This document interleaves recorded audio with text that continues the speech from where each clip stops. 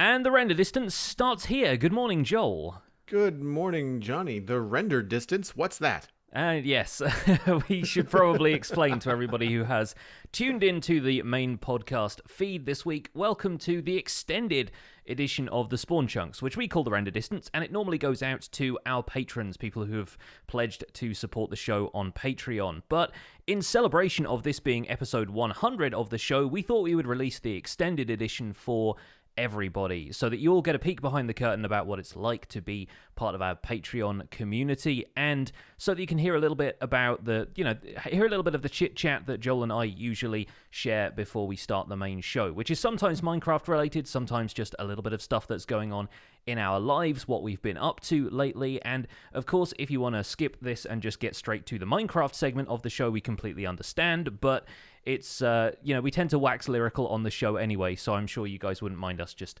chatting at you a little bit beforehand. So what did you do this weekend, dude? Anything fun?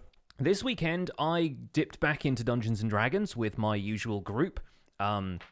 After having leveled up last time and done like a very brief scene, this time it was more open world exploration for them. I kind of gave them a bit more of an open-ended scenario where they're just set loose in this city and have a few places that they can go. They went and got their weapons reforged and had a chat in the pub about the way the plot has gone and the motivations of the villain, which is pretty exciting to hear your players talk about something that, like, in my head, I know more or less what is going on with the campaign, which is a homebrew thing I've been working on myself. So I'm writing the plot, sketching out all of these characters, and a lot of it is like improvised in the moment, and then I build on that when I take notes for whatever the next session is going to be, right?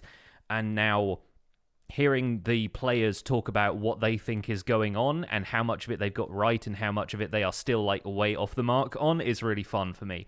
So yeah, aside from that, they jumped back into another ruin dive, which is what they've been calling the sort of exploratory dungeon crawling stuff they've been doing under the city. And for folks who are listening to the show who haven't heard the render distance before, my Dungeons & Dragons campaign is taking its cues a little bit from the procedural generation of games like Minecraft and Minecraft Dungeons, in that I basically have the players roll a dice, and I have a set of options for what the next room in the dungeon can be.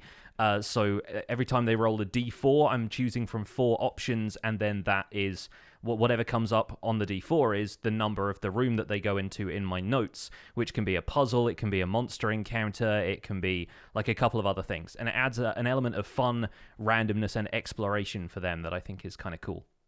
That's really cool. Not to mention that, I mean, because you've prepared these four scenarios, for example, it takes the, I don't want to say the decision making out of your hands, but it means that you're not like guiding them through, if that makes sense. Like, Yeah. there's choices, and then there's chance, and Yes. that enters in that creates a more interesting, I think, adventure, especially if like there's a situation where they are wholly not prepared for a monster encounter, and that's what they roll. Yes, exactly. Like, I think one of the major complaints I have heard about Dungeons & Dragons campaigns in the past, and it is one that mainly applies to stuff like the podcasts I've been listening to, because I haven't really been much of a part of any Dungeons & Dragons adventures myself. This is like my first campaign, and I am DMing it, but I've heard that people really don't like being on rails. And the group that I am part of are all still first-time players themselves, so sometimes a little bit of guidance helps them, but I also want them to have an experience where they feel like they're exploring the environment and it's throwing everything at them. And yeah, I also don't want to structure a dungeon in such a way that it becomes either obvious what I am trying to do with it or repetitive for them, and I want them to feel like they have agency whilst also kind of casting themselves to the whims of fate every now and again. So it makes it exciting for both parties in this, because yeah, on the one hand, I have to do a little bit more work preparing all of these things, but I don't have to worry about, is this all going to be in service of the plot? And this stuff is a lot more like the loot grind that happens before they get on with the story missions, which is the way I've been thinking about it. And that happens a lot in other video games that I play as well, so it's kind of fun to play around with stuff like that. I'm a side mission junkie. Like Yeah. it's one of the reasons why I still have never finished Borderlands 2. It's just because I keep on wanting to complete all the nodes in my area before I move on, and it takes forever. I Yeah. mean, when it's a good game, and something that's really nice about that is too is that for two reasons. One, I'm a completionist. I'm aware of that. But two, I genuinely enjoy the exploration and finding what's out there, and in a lot of cases it makes the game easier for you long term. It takes longer, but because of all the stuff that you found, or if there's any kind of monetary system in a game like Borderlands, then you end up with much better gear because you can buy better stuff, so Yes. that really difficult boss encounter, like at mid game, it's you're just kind of like, well, it was difficult, but I still survived because I had this, like Yeah. some amazing, weapon or ability or something like that you've unlocked far ahead of other players because they went solely story mission, you know. Yes, yeah, I'm Um, I'm a big fan of like the loot grind and the kind of like side quests for rewards approach to stuff like Japanese RPGs also have this, which is like the games that I grew up playing really was that, you could breeze through the main story and it might be a more balanced challenge for you if you didn't do any of the side missions and get like the secret weapons from the ultimate dungeons and that kind of stuff, and then you go to the final boss and it's actually like a more balanced experience. I was very much not that player. I was the one who would go and do all of the optional stuff and beat the optional bosses before I beat the end bosses, who are largely speaking very underpowered by the time you've done everything you can do in like a Final Fantasy game, for example. And so, yeah, I'm trying not to get that way with the Dungeons and Dragons stuff, where I just give them stuff that's going to make them OP by the end of the fight. But then that's the cool thing about D&D as well, is being able to make up a few extra numbers on the fly, and you can scale the encounters based on the party's abilities instead of it all mm, being programmed ahead of time like it is with RPGs Video on games, yeah. video games. But yeah, it's been a really fun experience, and we're actually looking to do a little bit more in the near future, because a couple of our friends have just peripherally heard that we're playing D&D now and asked us how that's going. And while obviously we're still trying to do things remotely, we're thinking of bringing in a couple of other people and doing like a couple of one-shots, and yeah, some friends who've been interested but haven't played before or have not played for a while. We could potentially bring in a couple of people and do like little one-off sessions here and there, which would be kind of fun.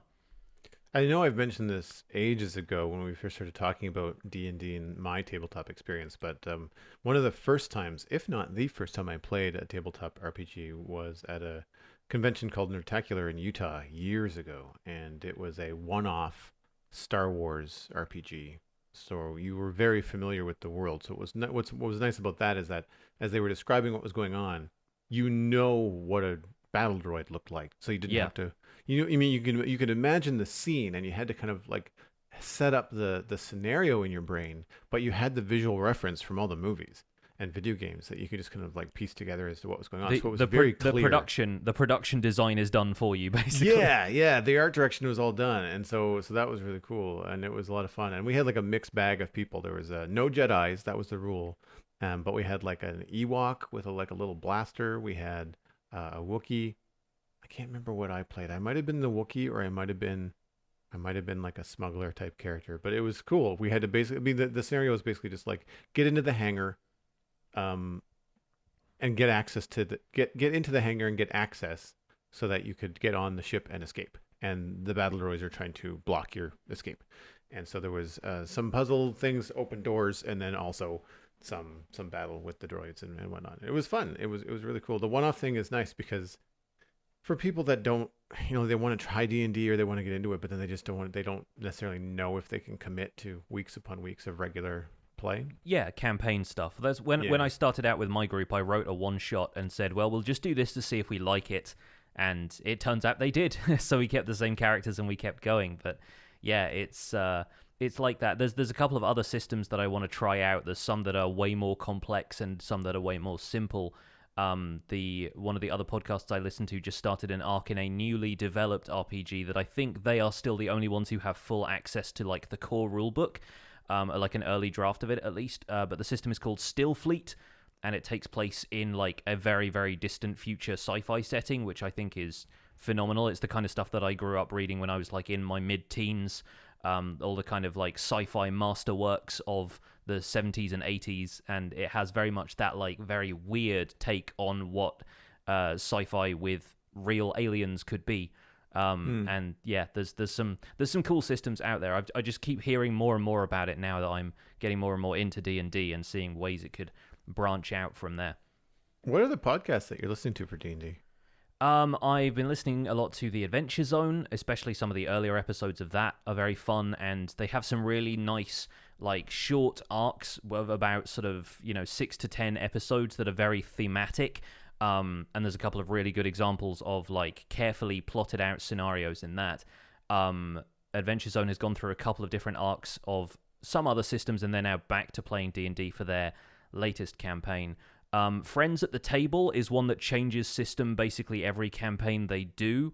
And right now they have a system, I can't remember what it's called, but it's got a lot of mechs and stuff in it, so it's much more of like a sci-fi Gundam style, not Gangnam style, Gundam style setting for it. And yeah, there's a few others. Fun City is the one that was playing Shadowrun and is now playing Stillfleet.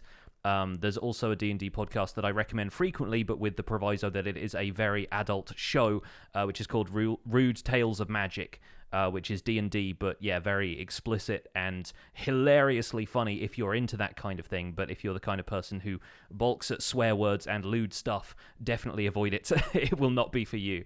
But yeah, anyone who's into adult humor and wacky stuff of the kind of like, I want to say a Rick and Morty level, and I don't know if that will be an insult to the creators of Rude Tales, because I don't know how they feel about Rick and Morty in general. Tends to be kind of a controversial show, but yeah, it's that sort of level of like brash, brazen kind of humor that really kind of sets the tone of the show. I do find it tricky sometimes when you're recommending podcasts, having spent now several years doing Minecraft content, Minecraft podcasts with you, lots of streams, stuff like that. Now I'm always self-conscious of passing people on to another content creator or podcast or something that I like, and then I have to put a big asterisk next to it. By the way, earphones and no small humans nearby, because yeah, because adults talk like adults sometimes. Yes, my favorite way of addressing that was, I think Alex Hirsch, the creator of Gravity Falls, had this in his Twitter bio a while ago. He said, "I may swear sometimes because I'm a human adult." I've always just preferred that as like, obviously we don't swear on this show, and I tend to keep my own content family friendly, but people occasionally come into my Twitch chat and like, "Do you swear occasionally in videos?" I'm like, yes, I sometimes swear intentionally in videos. I just always cut it out because I don't want people to like have to hear that, if there's especially younger viewers and listeners and stuff. But yeah, it's one of those things where like we're adults, we're mature and we're comfortable with that level of stuff, and other people don't have to hear it. And something that I find really fun about the Citadel Cafe is that, again, we don't swear a lot or use a lot of vulgar language on the show itself in our conversation, but because of the content that we cover, like, we did years of watching Game of Thrones, lots of stuff on HBO, a lot of that kind of stuff is, would be considered quite risky for, not a family audience for that kind of stuff. So you can't have a family-friendly podcast when you're talking about stuff like Game of Thrones. But what's funny about having friends on, yourself included, on the Citadel Cafe, when I do content and when I interact with people in Twitch, it's all family friendly. And then on the Citadel Cafe is like the one spot where everybody gets to swear. And so when I hear a friend that I know is another adult and I know swears on a regular basis, comes onto the Citadel Cafe and swears on mic with me, it's that little kind of like aha moment of like, ooh, that was fun. Like I get, it's like a little look behind the curtain of like, hey, there's the real person. Or the real frustration with like, this show, it wasn't very good, or they didn't like a character or something like that. And you can feel, the frustration about that kind of stuff. Like when, I think it happens more when someone's favorite piece of content, like a book that they really like, is adapted into a film or TV show, and it's terrible, and they're so mad, and then the swears come out. Unless you're my friend Megan, and then she just swears a lot anyway. So yeah, it's funny. Love you, Megan, but you're a sailor. I had a conversation with somebody, and I forget who it was, so I apologize if they didn't want me like mentioning this. They did sort of just DM me. And just ask about like my decision to keep my content family friendly, knowing that once again I am an adult human who swears occasionally in his personal life.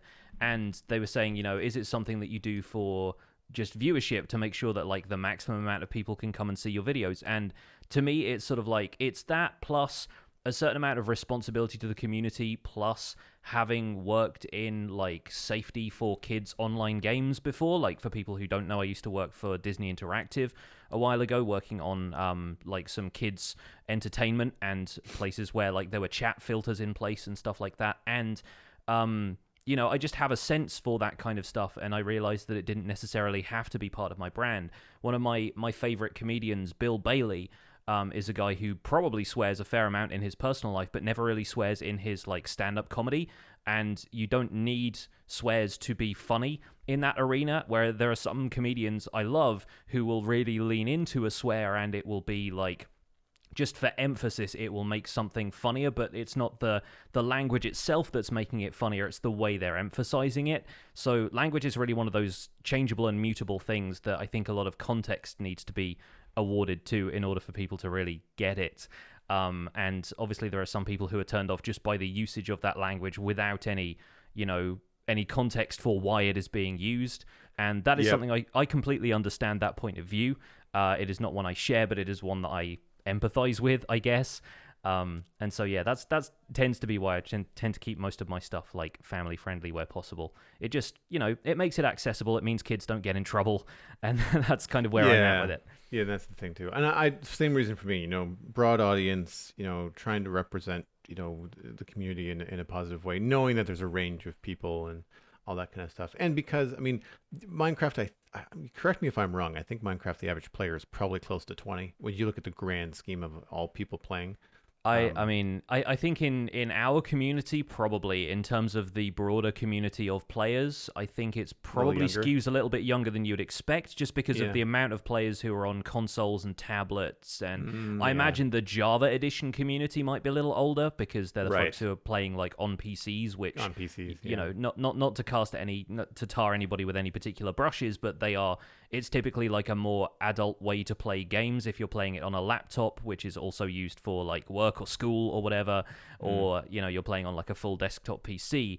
I feel like a lot of younger players are going to be playing it on mobile, and that's where the majority of Minecraft's player base is in Bedrock Edition, in mobile and console. Yeah.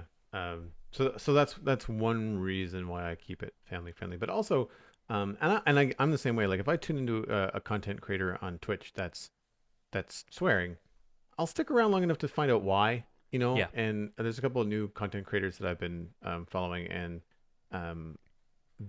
they do swear, but it's in context. It's not every other word, because they can't expand their vocabulary past one syllables, you know. And so it makes it more funny more fun when the swears happen in appropriate places, like being chased in a dark cave by a spider. I fully expect swears. When, you know, if you're a streamer or a content creator that uses that kind of language, then that's going to happen when there's scary spiders around. I get it. I would probably have to work to not do it, you know, on stream. But yeah, it's one of those things that I think it's always an interesting take. And I'm with you there on the comedians as well. I prefer it when it's like, it's almost funnier when it's a comedian that doesn't swear that often, and then they choose one thing to just zone in on that really bothers them. And it's usually even funnier when it's something mundane, like they don't like the way that a coffee cup is sitting on a counter, you know, or they don't like the way that the way that a coworker, you know, chews their sandwich or something, and they're just lacing into the hard language over something completely useless. You know? It's that comedic juxtaposition is like they know how to sell it, because that's their profession. Speaking of professions, let's do our profession and let's actually do a podcast. That sounds good. That sounds great. It's only the 100th time we've done this. Yeah, really, though. You'd think we'd be used to getting this done on time. My gosh. All right. Starting the show in 3, 2.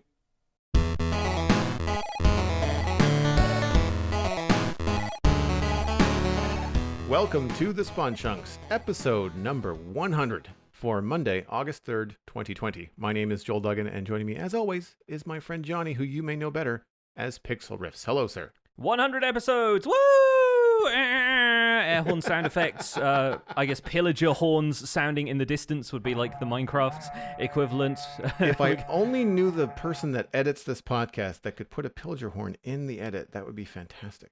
We'll see if I remember after we've done this show. Well, welcome in, folks, and I hope everyone enjoyed listening to The Render Distance if you stuck around for that. Thank you. Just wanted to give everybody a peek behind the curtain at what the patrons of the show get by subscribing to the show at patreon.com/thespawnchunks. You hear us talk about it every week, and now you get an idea of the stuff we talked about. If you've skipped ahead to this point in the podcast, we just had a conversation about Dungeons & Dragons, swearing in media, and why we don't do it in our own shows, in our Twitch streams and videos and that kind of stuff. And I feel like it's always fun to have a bit of a conversation up top, gets us warmed up for the show, and for the folks who are listening live in Discord right now, gets them to, lets them get to know us a little bit better. So if you listen to The Render Distance, thank you. If you want to hear more of it, once again, patreon.com/thespawnchunks.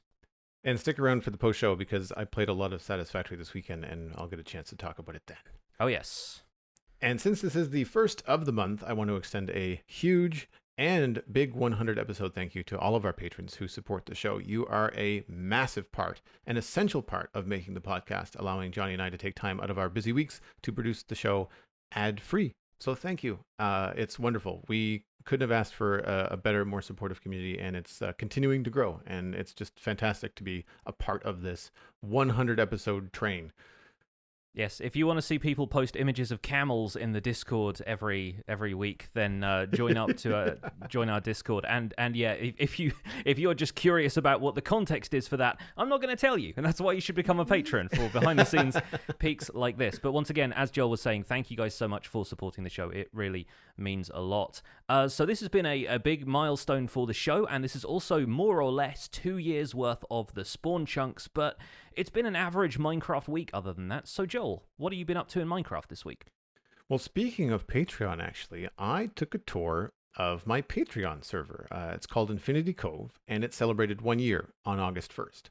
And I've been on the server before. I don't play on it myself. I don't have the time. But there's now 20 odd members, doubling since I think last year. And boy, was there a lot of content to check out. So hats off to Liwas and the Mighty Elkhorn, who put together a in-game Minecraft book with build names, who built it, and coordinates for me to teleport around the world in, because I'm OP on the server for admin reasons. Yeah, so it was great. And then there was some guided tours of more complicated builds. Cough cough, mini packs. Holy smokes. And there's just a lot going on in the server, and it was really fun and inspirational to see a very lively server, first person walking around, that's not as old as the Citadel, but has way more active players. So the Citadel is like 3 years old, I think, but there's only 6 of us, and really only half of us play, consistently. So, it's great, but there's not a lot of builds happening because it takes everybody a long time to do stuff. But it makes me think, though, having watched and seen the stuff on Infinity Cove, I should try to organize more. The Citadel is more active now, and I should try to organize more group projects, where we can work together and get something larger done faster. Yeah, team up on something. Yeah. Yeah, so I think that's going to be probably part of the future for things like the Medieval's realm that we're going to do on the server. But anyway, Infinity Cove, there were Zen gardens, panda sanctuaries, lighthouses, wizard towers, an absolutely massive stone statue. There's some images being shared in our live Discord right now, which is just phenomenal. And like when I'm talking big statue, I'm thinking like the Argonath from Lord of the Rings, like just huge. Yeah. Huge. Really, really fun to walk around and see all that kind of stuff. It was very inspiring, and it's got me excited to do some cool things. Also, I think the Veil, which was Skull Daisy's build. I didn't want to drop too many names because I'm going to miss people. But there's just a lot of really well thought out and developed areas. So it's not just like one thing plopped into the landscape. Everybody kind of bleeds together. There's like a town area, and then there's like as people get farther away, you walk into another build. It's not just one build. It's more like a dozen built by one creator, and they all kind of mesh together. They're not just plopping things kind of like willy-nilly. And so it really felt fun. It felt like there was a lot of artistic expression, I guess is the best way to put it on the podcast. And there is a VOD, so you can check out my VOD on twitch.tv/Joel Duggan. And I believe my friend Steven ESC did a tour on Sunday as well, and he was interacting with some of the players. I was doing more of a how many people can I showcase on stream, so I didn't have other people on mic. I was kind of bouncing around. Yeah. But Steven did like some walkthroughs, and I think he had some people on Discord and stuff walking him through. So it was very, very cool, and I'm excited to get into Minecraft and do more because of what I've seen on the server. As for the Citadel, I'm on a big build, so I'm taking small chunks out of the underside of the Nether and developing the Netherite Hall, which is my personal exercise in trying to learn how to use Blackstone efficiently.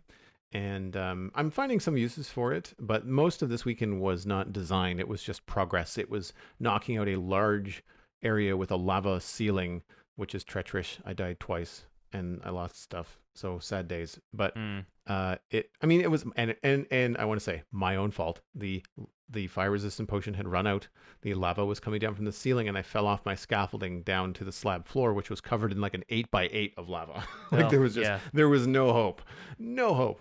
I think the only thing that survived was, I think, a bundle of quartz that I had in my inventory that just kind of popped out outside of the lava.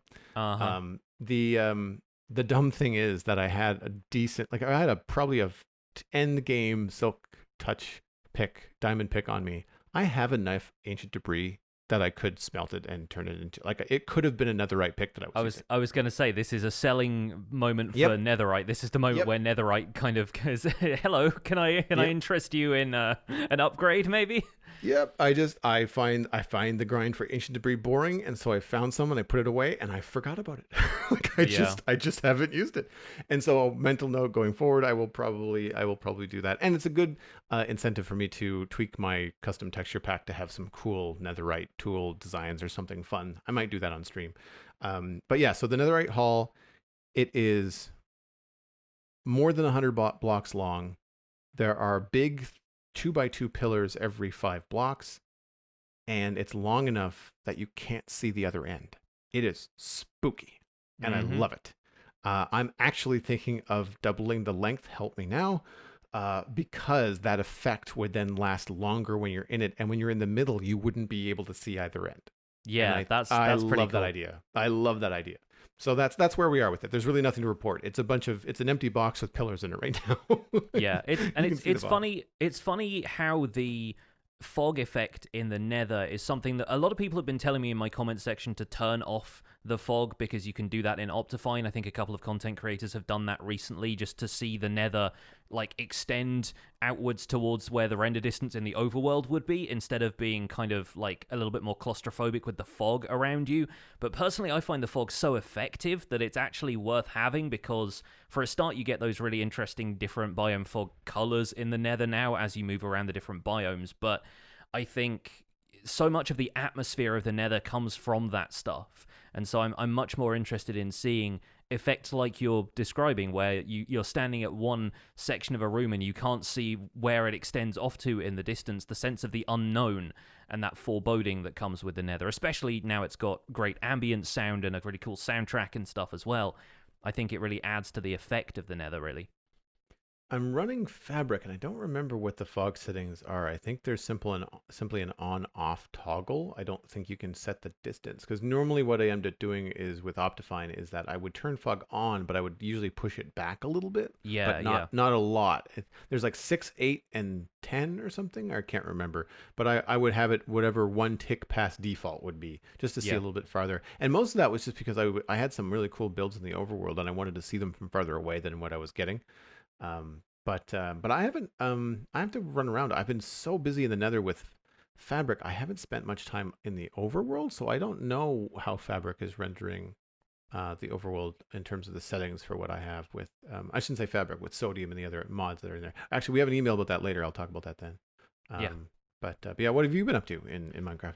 Oh, I've done a lot this week, actually. It's been the start of a new Skyblock series, which is always super fun. The new Skyblock map for 1.16, Dr. Trog has made a couple of interesting updates to it, which I don't think I covered last week, but I may as well cover here now. So you start off on the regular vanilla Skyblock Island in the overworld, but as soon as you mine and collect a piece of dirt, it transports you to the nether, regardless of what you have taken out of the chest or if you cut down the tree or anything, like whatever you normally do in Skyblock. As soon as you start thinking about making a cobblestone generator, usually by digging up some of the blocks of that grass island, it teleports you to a similar island in the nether with a warped fungus and some blackstone and a piece of soul soil, and the chest on this island has some blue ice and a bucket of lava in it, so you're supposed to make a basalt generator to get yourself back to the portal that'll take you back to the overworld.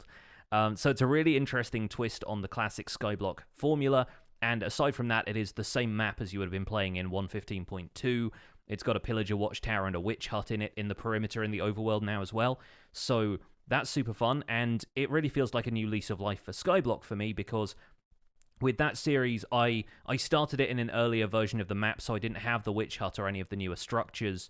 I just about found the ocean monument. I'd gotten quite far in terms of progression. I had diamond gear and villagers were trading me stuff. I had beaten the dragon, so I'd got some elytra and could fly around the Skyblock world, but I kind of like starting again with that now. It gives me an opportunity to go over some of the decisions that I made in the first one and think, could I have done that better? And then I've made a better mob spawner as a result. I've made some improvements to some of the early game stuff I was doing, and I'm going to make things prettier as I go. So I'm actually going to work with some more aesthetic stuff fairly early once I can get hold of it. Plus, now we have the option to get hose with fortune to break leaves. Then the sapling grind in Skyblock is actually going to be a little bit easier as long as I have access to fortune that I can use to get, say, dark oak saplings. Then I can hope that that tree will be renewable for longer. Whereas in my first Skyblock series, I didn't get more than 2 dark oak saplings out of the original tree, and therefore couldn't regrow it until the Wandering Trader showed up. Which, once again, I think we have an email about the Wandering Trader a bit later, but as you know, he is a little bit useless as far as I'm concerned. So Skyblock has been great fun, been getting into that again, and in the survival guide I am finally working on the project I've been talking about basically since I started playing Minecraft, actually, which is a museum that's going to contain every block and item and mob in Minecraft. And yes, there are some things that you can't bring to the overworld, so there will be sections of the museum in the nether as well, but I'm looking forward to really getting into this project. I've chosen a place for it, which is right by a stronghold, so I can include end portal blocks in the museum, and there are a couple of spawners nearby that I've just started excavating. And yeah, I'm planning on drawing ideas from all across all of the stuff I've done in Minecraft previously to bring it all into this museum. So it feels like it's going to be an attempt at my magnum opus, I guess. It's going to be like one of the most ambitious things I've done in the game so far. But considering I've already built a mountain range, I'm kind of up for the challenge at this stage. Yeah, it's like those it's like your version of the redstone sorting system that sorts everything sortable in Minecraft, right? Like it's the artistic builder's version of the sorting system. You're like, no, it's a museum. I only need one. Yeah, of everything. And as somebody who, I sort of specialize in making tutorial videos now after a fashion. They're tutorials that are in the survival game, but I still think of them as tutorials and being informative. And so I feel like, yeah, for the redstoner's dream being something that sorts everything for you and has all of these kind of redstone bells and whistles, the builder's dream is, designing an entire city kind of thing. And the tutorial maker's dream is having the most informative Minecraft structure, which is what I'm trying to do with this. There's going to be interactive elements to it as well. I feel like the experience of going to a museum is more than just looking at stuff in glass cases. To make museums engaging, they have interactive exhibits. They have stuff for you to press and turn and rub and look at. And there's a bunch of different stuff that will make it interesting. So I have a few exhibits in mind that are going to take advantage of that. At the very least, I'm going to have lecterns everywhere so that I can have written books with information about each of the blocks and items and stuff like that. There are going to be Rube Goldberg machines in the redstone area. There are going to be, a bunch of different things. There's even going to be a bedrock exhibit at some point where you can just go down to bedrock and there'll be like a glass floor over it and it can be like, this is bedrock. So yeah, I'm looking forward to bringing more of these ideas to the table. But first I got to build the thing, and it's going to be enormous, Joel. I don't know where I'm going to get all the resources from. We had it in one of our screenshots, one of our thumbnails. It was something about journalism, and there was a huge museum in the build, and it was a world that people could go to and actually read books in Minecraft. Yes, the Uncensored Library, I believe, Yes, is the build you're that's what referring it was to. called. Yeah. What kind of are there real world buildings that you're drawing on for inspiration for the museum? There's a little bit of just anything I can get in a Google image search for museum, but that's mainly going to be the outsides, the exteriors, and I'm planning on making it look like quite a Minecraft-y structure after a fashion. I feel like Minecraft sort of has its own identity in terms of build style that I'm trying to celebrate with the structure instead of trying to emulate something from the real world. Not least because if I go with a real world rebuild, if I'm doing it to scale, I cannot guarantee that it will have room for everything in Minecraft in it, because ultimately museums in the real world don't have to think about, can we store everything that exists in this building, because of course they can't, because they curate stuff. That's kind of the point, whereas I want this museum to contain more or less everything, and then some of the time it's going to have demonstrations of what that thing does. And I don't know how much space that's going to take up. So while I'm trying to plan this stuff, I'm leaving myself with room for expansion, and I really can't emulate any kind of real-life structure with it, because it would either be unfathomably large or it would be not big enough to contain all the stuff I have planned. Very cool. I'm excited to see that come together. Yeah, we'll see how it all goes. Moving on to the news for this week, we have a Minecraft Java Edition 1.16.2 pre-release. That released last week, I think last Wednesday. And at the head of this article, it says, from now on, you should mostly see bug fixes leading up to the full release of 1.16.2, which we expect to happen in a few weeks. So they are hedging their bets a little bit, making sure that they get all the bugs fixed and not guaranteeing that it's going to be ready by next week or anything. But considering that we thought it was just going to be the Piglin Brute, it turns out there's a lot more to it than that. And in this changelog, which you can see on Minecraft.net, has the full changelog there, along with all the bug fixes, there are new accessibility settings which have been added to help with visual comfort. Distortion effects such as nausea and the nether portal overlay can now be reduced. At lower values, the nausea effect is replaced with a green overlay as an alternative visualization. Field of view effects shown after speed modifiers are applied can now be reduced. So, anything that moves your field of view around. If you have, say, soul speed and you're standing on a soul sand block, suddenly your field of view kind of zooms out a little bit more, as though you've just cranked the field of view slider a little bit, and apparently that can be adjusted now.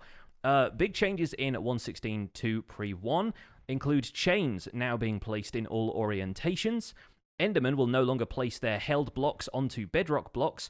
Piglins now become angry with players who open or destroy a chest minecart. Villagers lose their job sites when changing dimension.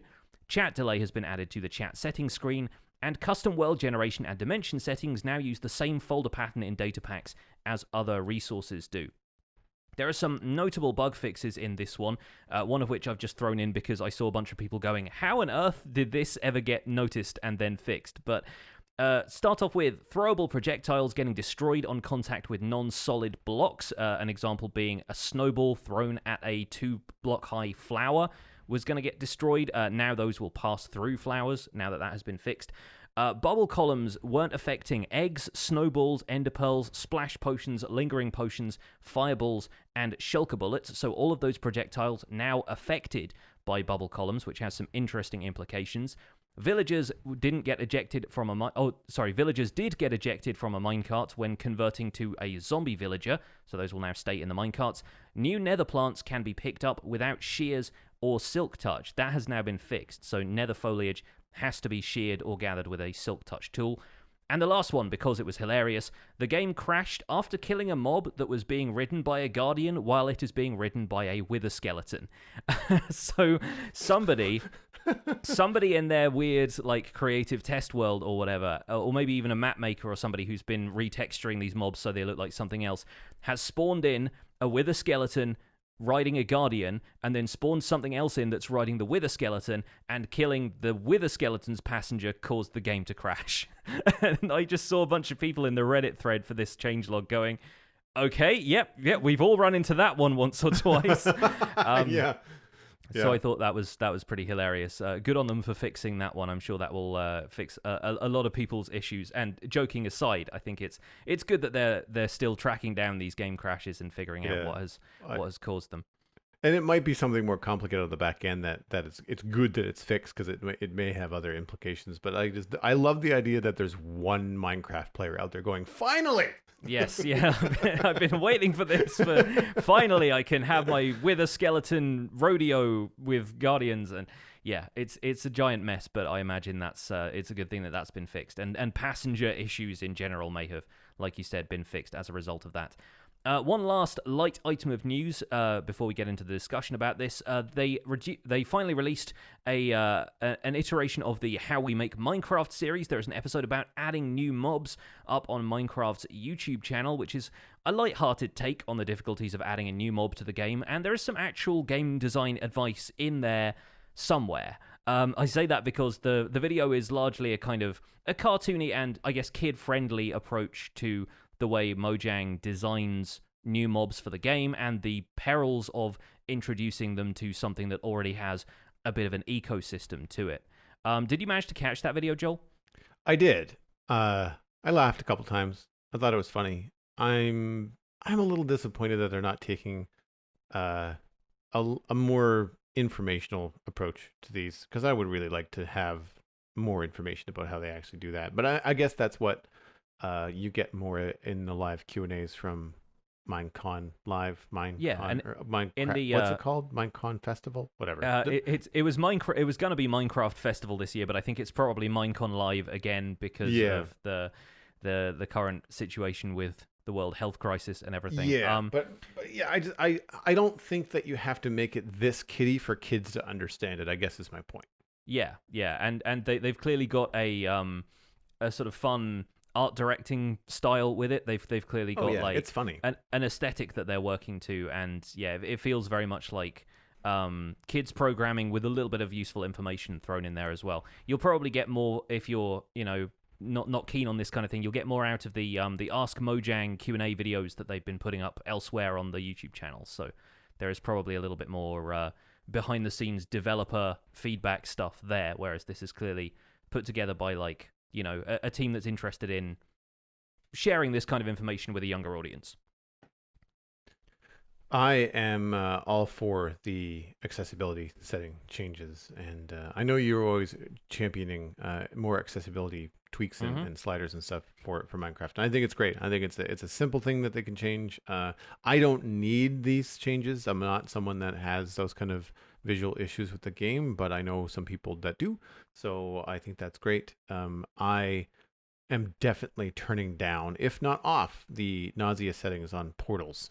It's the bane of my existence, because we've got a couple of shaped portals, and I know that there's actually a Vanilla Tweaks data pack out there now where you can do shaped nether portals, but we have the traditional square portals that are then decorated to look like a different shape.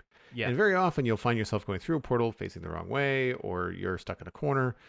More new players, I kind of know the spots to stand and which way to face now, but you can get caught, and when you're caught trying to find your way out and you're wobbling around, like it's just frustrating. It takes me out of the game, and so I'll be turning that down. It'll also help with some of the sci-fi builds we want to do on the Citadel, where the wobbly thing is not necessarily what you want to happen. It would be better if it was a cleaner, straight, kind of like teleportation through the portal. So yeah, I'm looking forward to that. I actually like the zoom setting that happens when you have swiftness. I find it a good indicator when swiftness activates and wears off.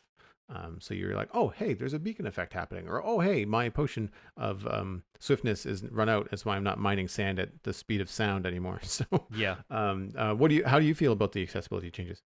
I agree with you. I think the nausea one is good, and I think the swiftness or soul speed one is probably been prompted more by soul speed, because I have been doing a lot more ancient debris mining on my streams, and whenever I run across a patch where there is 1 or 2 blocks of soul sand down one of these long tunnels I'm digging, whether to lay TNT or just to go straight strip mining or branch mining for ancient debris, I'm finding that I just get this sudden lurch of FOV change as I run over that block when I speed up, and then that gets a little bit disorienting, if not nauseating. It's definitely a little bit like it feels uncomfortable. It feels like something that's just like maybe it should kick in if you're on a large patch of it and you're really taking advantage of the soul speed effect, but I'm just walking backwards down this tunnel and then suddenly it's like I've, keeled over backwards temporarily or something. It does Yeah. it gets a little bit distracting. It becomes noticeable after a while once you've done it a few times. That would make sense. Like no soul speed POV changes unless you're running on 10 or more blocks of soul sand. Yeah, like but wait until you're actually up to speed, I guess, before it actually happens. yeah, it's all about where you draw the line with those effects, though. And for some people, Mm. it could be useful. I think it's just good to have the option. Like, I'm all in favor of there being more tweakable options and more sliders for stuff like this so that you can adjust it to however you feel about it. Let's look at the other changes in this changelog. Sideways chains. They seem to be one of those things that everyone has either championed or they're just like, well, that's kind of nice. I'm in the second category. I wasn't like champing at the bit for being able to place chains sideways, but I can see how they'd look good for, I don't know, like rope bridges and stuff like that. Do you have a particular affinity for this as a change? Well, exactly. I think rope bridges would be really cool. Like, so, I mean, the issue is going to be the same thing that you run into with any sub block like fences and walls, and in that they're not going to be able to connect to everything. Yeah. So, like, if you put a fence down and a chain, then they don't connect to one another. The chain kind of floats. But if you have solid blocks and then chains run between them, that could be cool for like a chain railing on a bridge or maybe a harbor. I might see what they look like on a harbor front in my city. I'm excited for them. You can make honest to goodness drawbridges now, and you don't have to do the janky diagonal placement of iron bars, or bury chickens with leads, in the ground to Yeah. get something that looks like a. I mean, it's going to be a Minecraft drawbridge, and that it's going to be at a right angle. But there are drawbridges that have that kind of a hoist on the gate where it's not a 45-degree angle chain. It's like a two chains. One goes horizontal, the other one goes vertical down to connect to the drawbridge. So there are some really cool implementations. I'm excited also about the waterlog chains. I think that has the combination therein is really cool. You can do lots of really cool stuff chained underwater, and I think linking things together. Having something that looks like it's being towed. Like all that kind of stuff is cool. I kind of hope that this leads the way to maybe something like Minecraft rope. I mean, Yeah. how cool would it be if the science behind the chains is just applied to maybe you make rope, which you could then climb, or do different things with? I mean, people could also retexture chains to be rope. Yes. Yeah, could do that totally. too. I assume chains are also unique enough in that they don't behave like iron bars or fences, that this doesn't set a precedent for horizontal fence posts and stuff like that. Like I'm worried about the slippery slope of like, well, why doesn't all of this have a sideways thing as well, where we've done just fine without them before, kind of thing. I wonder if walls will now connect to sideways chains as well. I hadn't looked into that, but I wonder if, because now walls will connect to a variety of things for the sort of solid wall idea with glass panes being able to inset into a wall well enough. I wonder if maybe that will happen. Yeah, But, maybe. I could know be a good that. look. Speaking of glass panes, actually, that conversation come up in my Discord channel over the weekend in the Minecraft section about the chains, and someone said, "This is amazing. I wish I could do this with glass panes." And to Yeah. which everyone went, "Oh my gosh, yes!" And some of the Star Wars fans in my Discord were just kind of like, single glass panes that you could position sideways like chains now, instant laser bolt, like Yeah. just ready made.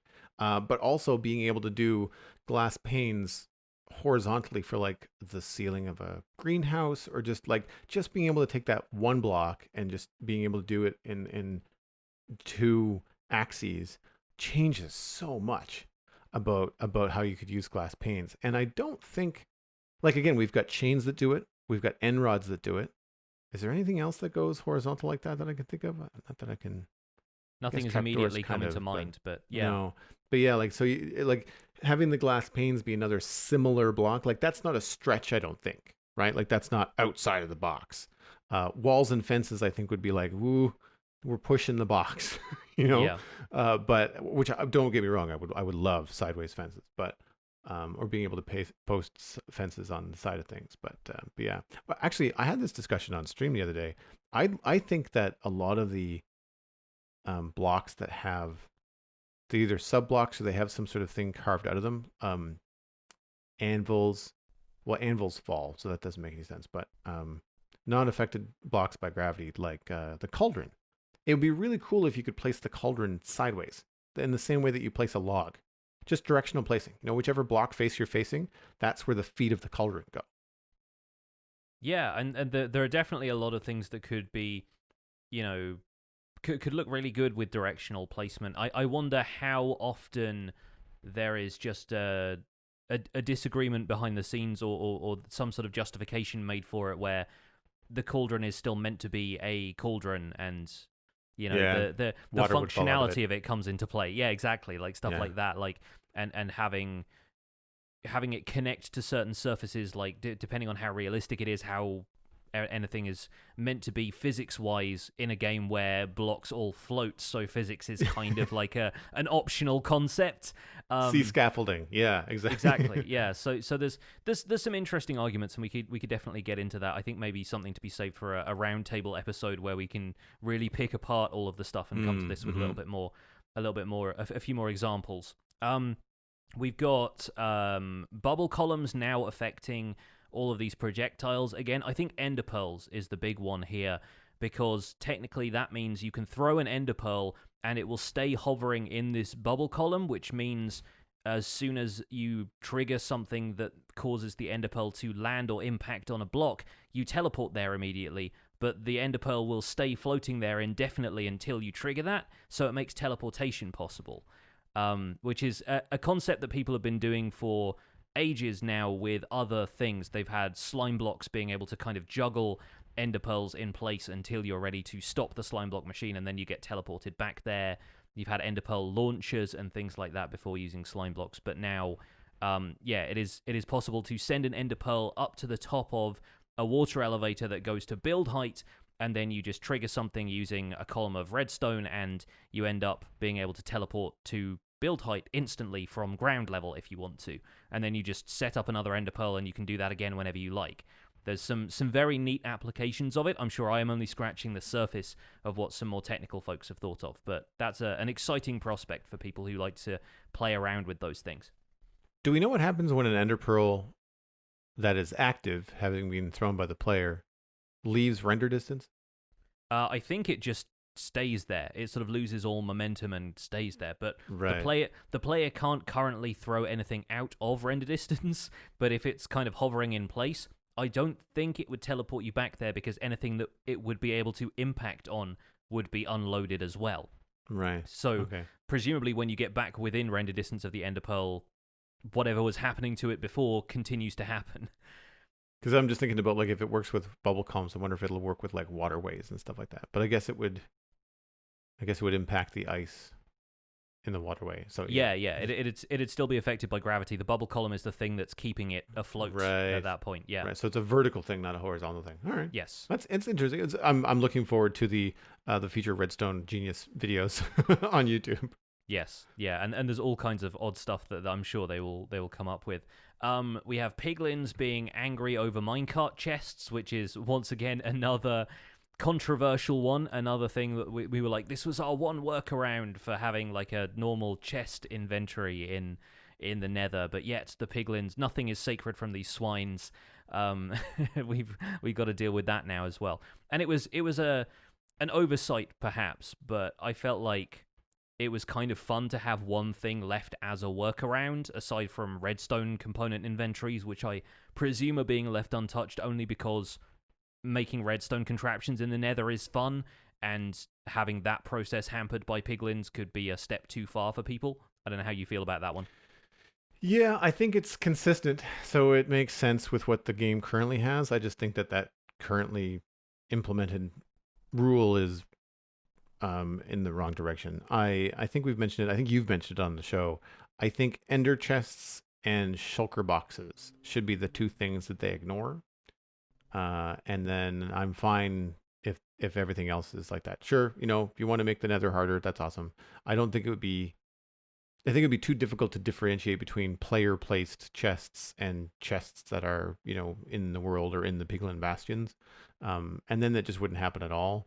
I've been able to deal with it by just having spawn proof nether and us not being in line of sight of piglins. It doesn't happen to me nearly as much. I get hit actually. I've been killed by piglins more for mining gold Yeah, and for yeah. not having a gold helmet on than I have for opening chests. So it's not a big of problem as I thought it was going to be for me as a player. But I do think that like the end game reward of having shulker boxes as your go-to and having ender chests in the nether would be a good way to say like, all right, well the piglins don't get mad at those because they don't know what they are, that kind of a thing. Um, the minecart chests, I tried that, and it's not as useful as you think. Interacting with a chest is so much easier than the hitbox and trying to interact with a minecart chest. Yeah, the amount of setup it requires as well, bringing the minecart, the chest, and the rails with you everywhere, and then if you break it, it breaks down into separate items, and you have to recraft it again. There are steps there that I thought was, I think, a worthwhile balance between it being awkward to put together, but then gives you something that's a workaround from piglins aggroing on you. But I guess if you wanted to leave one somewhere as a permanent storage solution, then maybe that was a workaround that they didn't feel like was something they wanted in the game. I don't know. But that's one mild inconvenience, I suppose, over the joy that is the Nether update thus far. Speaking of which, we have warped roots and crimson roots and stuff like that now have to be picked up with shears and silk touch, which on the one hand kind of invalidates the shifting floor farm design I was using for them, but that will also still give you warped and crimson fungus. I believe you don't need to get the fungus with silk touch or shears, you just need to get the nether roots. And nether sprouts were already of a category of their own where you had to shear them anyway, so it's kind of moving one plant into the other category. And I already had a farm set up so I could harvest nether sprouts, so I can basically just use the same one if I want to, where you can just go back and forth with shears or a silk touch tool in a minecart and gather all of that stuff that way. So the thing that confused me about this is, I guess nether roots, both of them, the crimson and the warped versions, are just decorative. Like there's no other real function for them, right? They're effectively they're grass. Yeah, they're the nether Right. spoons of grass. Grass. So the sheer thing makes sense. Mm-hmm. What I was wondering if there might be a way to, if people wanted to have them act more like flowers, in that they could be a natural source of cyan dye for the warped version, and I want to say magenta dye because while the roots are crimson, nothing else that's called crimson in the crimson forest outside of the nether wart blocks are red. Most of it is like a purple. Yeah. But it would be kind of neat if you could have the nether be the sources of these unnatural dyes, the dyes that you have to make by combining other dyes in real life. And then maybe they could return to the shifting floor design. But I can appreciate the people that are like, well, now my shifting floor design doesn't work. But I also say like, well, what were you using these for? Because they're just decorative, And also, and this dawned on me this past weekend. There's no version of what was it? The sprouts. There's no crimson sprouts. No, it's just warped sprouts, which is and they're not even called warped. They are called nether sprouts specifically. Nether sprouts. You only find them in warped biomes, but they are specifically called nether sprouts because they aren't part of the warped family. Which is it's weird. It seems like a strange concept to have. Like there is nether grass and there is other nether grass, But I think it's kind of cool. I like those nether sprouts a lot actually. If you want to use them as like frosty, like morning frost grass in like a mountain biome or a snow biome build, I think those look really nice in those areas combined with the kind of bluish gray grass color you get there. So I reckon keep some of those around. You might find them more useful than you think if you're working on something aesthetic. Oh yes, I was thinking more functionality. I think they're also very attractive and work in decoration, but like you don't need hundreds of them. You know what I mean? Entirely, necessarily. Yeah. Very, very cool. Right, let's get into the chunk mail for the week. We have some listener email to read. We actually have quite a few smaller emails here, which is kind of fun for our 100th episode, just to kind of throw in a few different things into the pot. This one comes from Coco, who's a landscape artist member and of our Discord, our Patreon, and The subject is loot chest banners. It says, hey, so I listened to episode 99 today, and the loot chest conversation gave me an idea. How would you all feel about randomized banners being a thing in loot chests? Not only would that mean free banners, maybe some cool ones, but it could also be a great source of inspiration for designing banners, especially since there are no other natural banners in the game already, aside from the bland ones in villages and the pillager banners, which are unique anyway. Love the show, guys. Yeah, this kind of rolls off the back of my suggestion to make loot chests more viable for endgame, where you could find cosmetic items in them. And I think pre-designed banners do feel like a fun idea. The only other ones I can think of that weren't mentioned in the email are the banners that you find on end cities that are kind of like the hourglass. It's funny because it's actually like the null texture. It's so hard to describe, but if you load up a texture file and it's corrupted or something, then what you get is a pattern of like black and magenta squares where a texture needs to be replaced, and basically the end city banners are that, but in banner form with the kind of two opposing triangles of magenta and black. And so those are kind of fun, but those are, again, the only banners that you really find anywhere else aside from, pillager patrols and pillager watchtowers. So I think it'd be kind of fun. The randomized thing is the problem, because I imagine there'll be some combinations that just end up sort of hideous, but it does give the player a little bit more incentive to mess around with banners, and you could wash some of the designs off using a cauldron if you feel like it, and maybe that would, uncover a banner design you were slightly happier with. What do you think about this idea? Yeah, I'm on board. I think that it would be more quote-unquote Minecrafty to have pre-designed banners in loot chests to inspire players to play with banners more, to know that there's more possibilities than just dyeing them a single color.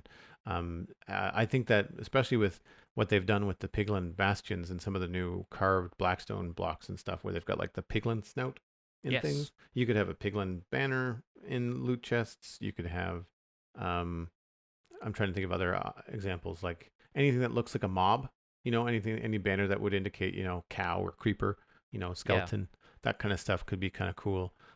Finding a creeper banner pattern would actually be very useful for people. I mean, a banner that was already emblazoned with a creeper to kind of get around the fact that you have to get a creeper head to make that banner pattern in the first place. I mean, it might be a little bit of a cheaty workaround in a sense, but also, if you've only got one of those banners and you can't control what layer it appears on, then... well, that or just for peaceful players, access to it in the first place. Exactly. Yeah, that'd be kind of useful. And yeah, I have yet to play around with the piglin snout banner pattern that you can get in some of those chests. I do have a couple of them, but most of the time when I design banners, I don't do it in game.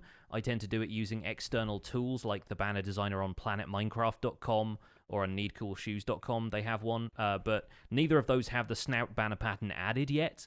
I think Planet Minecraft has the globe from the 1.14 update that you get from cartographers, but they don't have the piglin snout yet. So I need to get in game and actually play around with some of that, because I haven't really tried it yet. Some people have said it looks like a cartoon pair of eyes as well, so in the right design it could actually look like a face. So you could end up doing some fun stuff with that. I need to mess around with that some more. I've seen some really cool stuff with banners. I think it was on Hermitcraft, where like it was designed to look like the front grille of a truck. Yeah. Like stuff like that. And I'm looking forward to the only thing that with banners for me is that I wish that they would stop swaying in the wind. It was a bug for a long time, and I loved it because they always used to be stationary, and then I think like they would stop swaying after a while was the thing. And so if your world was old enough, then there just was no wind anymore, which felt like a very odd thing to come to terms with in physics terms. But it was sometimes nicer if you didn't have your banner like clipping through the blocks that it was attached to or something like that. So some sort of control over that would be kind of nice. I'd agree. Yeah, and just add string to the recipe. Yeah, tied banner will not move. Yeah. Will not move. That would be a fun data pack, actually. Where our next email comes from Hazal Kabi 123. I hope I got that right. Fabric optimization. Hello there, Johnny and Joel. I listened to episode 99, and it was great as usual, but I thought I would point out a few things. All three of the optimization mods that you talked about, sodium, lithium, phosphor, are made by the same person, Jelly Squid. She has a Discord and a GitHub, and the three mods are meant, quote unquote, to be together. But lithium is suggested to be server side, best to have on both, while the other two, sodium and phosphor, will work just fine on the client side. Love the podcast. Chunks out, H. Why does everyone keep coming up with these really good sign-offs? We need to write them down. I do. I need to start the Google Doc of all of the good sign-offs that people have made. Well, keep them coming, folks, and thank you for the correction there. It's good to have clarification on that. Yeah, absolutely. No big discussion here. I just wanted to pass along the information. Very much appreciated. We will have links to Jelly Squid's Twitter and her GitHub page in the show notes for this week. I'll also include links to sodium, lithium, and phosphor. I had those last week, but I did not link to Jelly Squid. Her links are on those pages. It's just that for clarification, if you want a quick way to get to things, check out the show notes at thespawnchunks.com. That's what I do during the afternoon as I make those notes. So if you want to find something from the show quickly, that's probably the best way to do it. Absolutely. Well, that one taken care of. We'll move on to the third email here, which comes in from Billy, and this is the one I hinted at earlier, because the subject is the Wandering Trader's Rapport. Hello, Johnny and Joel. I was listening to your discussion about the Wandering Trader with Azuma from episode 96, and I wanted to share my thoughts. I am also of the opinion that the Wandering Trader is meant for new players who have not discovered every biome yet, but on any later level, the Wandering Trader becomes pretty useless unless you need leads, of course. What I propose is this. Seeing as the Wandering Trader is a villager, give him an experience bar as well. Like villagers, more trade levels would be unlocked when you trade with him more. The lower levels would be roughly the same, but the higher experience levels would get you more useful stuff, like higher quantities of non-renewable, valuable, or tedious to gather items. I see two options. Either this works per Wandering Trader, where you first have to make one or two of the weaker trades before you get to the good stuff, or there is some sort of guild system where every Wandering Trader knows how much you've traded with Wandering Traders in general. This way, getting to better trades might take longer, but once acquired, you don't need to unlock it for every separate Wandering Trader that comes your way. We'd love to hear your thoughts on this. Your work is very entertaining when grinding out large projects in my world. Cheers, Billy. Well, thank you very much, Billy. As somebody who's also working on larger projects, I can definitely second that. Podcasts are a great way to get through some of the more tedious sections. I love this idea. Mm-hmm. I think it's a great. Not only is it a good idea for improving the Wandering Trader, but it's also a very Minecrafty idea. Like, it's not really outside of the box. It's taking in-game mechanics that are working and cool and fun, and just applying it to something that is currently not super fun, which is the Wandering Trader. I think that it gives the Wandering Trader a decent reason to exist for all players. Early game, late game, forever worlds, and even peaceful players. And I love that it adds a mysterious, unseen Wandering Trader guild somewhere that you just never see. Yes. We don't know where they are or where they go or what it is that they're talking about. But when they come back, they're happy to see us. Yes, leading that nomadic life. I think, anything to give the Wandering Trader more depth at this point. I love the design of the guy. I do think it's one of the cooler design textures that they've come up with for these kind of neutral passive dudes like villagers. But I've rarely, if ever, found the Wandering Trader useful. There are maybe one or two things that I will go for, which are things like slime balls if I don't have them, Nautilus shells if I don't have a drowned farm yet, and saplings if I'm in a skyblock world. But those are really some of the only things that I find useful from the trader, outside of the context of some kind of more hectic survival challenge. He doesn't appear at all in the Nether, so he was one of the things that would have been really useful to me in the Nether survival challenge I did recently, but just, inaccessible. And I've never really seen the point in having both a despawn timer on how long the trader sticks around and having him lock his trades after a few goes. I mean, I understand that if you keep the guy's GUI open, then he can't despawn, right? But then no player in their right mind, especially on a single-player world, is going to do that forever because eventually you run out of stuff to trade anyway. But I really don't see the point in having him eventually despawn, but then also have a limit on the amount of stuff he can trade, because it just means that the individual trades become so trivial as to be purposeless. I would love if he cycled out his trades after they became locked, so that if you had a bunch of stuff from the Wandering Trader that you didn't actually want, but then you thought, oh, if I could trade with him a few more times, maybe he'll come up with a sand trade that I need. If you're like looking for red sand in particular or something like that, there would be a couple of things that would make it a little bit more functional that would probably tip me over into appreciating him as a feature a little bit more. And Billy's idea really fleshes it out in terms of lore as well, which I kind of like. The idea of there being a guild of wandering traders is kind of fun to me. And at the very least, if he gave you not discounts, yeah, but like larger bulk trades, if you traded with a lot of wandering traders before, which I believe is still a statistic the game tracks, then that makes a lot of sense to me. I like the idea of getting higher tier items too. Like the first time you see him, it's the same old stuff.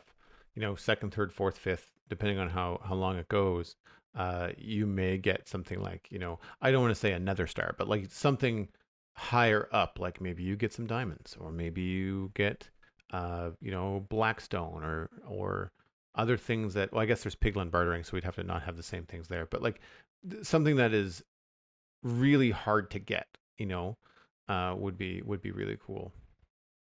Yeah, and it's so difficult to find out what those are. But once again, if you added something like the cosmetic loot items that I mentioned, maybe the Wandering Trader had a couple of those that you can't get anywhere else. Maybe something that maybe, I don't know, makes your armor look like his robes a little bit. There's some stuff that could be added in future that might give the Wandering Trader a little bit more purpose, in the same way that campfires were given a little bit more purpose when they could then be used to smoke out beehives and stuff like that. I think there is still potential that the Wandering Trader could have, which wasn't added along with him in 1.14, but still has some potential. So we're keeping an eye on the Wandering Trader.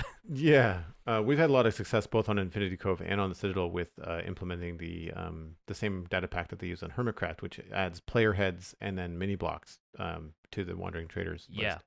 It's a data pack, so it's outside of the vanilla play, really. But for a community thing and a server thing, one of the rooms that I toured was like the Hall of Heroes or something on Infinity Cove, and it was just everybody that's on the server had like a little statue with their head on it, like, and that's cool. And you can do that with the Wandering Trader, which makes it not just here, give me heads. It's like, from an admin side, it's like, oh no, I actually have to work for this, and just slowly but surely, we want to see the Wandering Trader, or like, hey, new player, if you see a Wandering Trader, try to go get your head so that we can include you in the Hall of Heroes. Like that kind of stuff is fun. Yeah, and it's the same kind of idea as I was having with loot stuff, in that it's cosmetic. It's relatively inconsequential. It's just really nice when it shows up, because you can't get it any other way.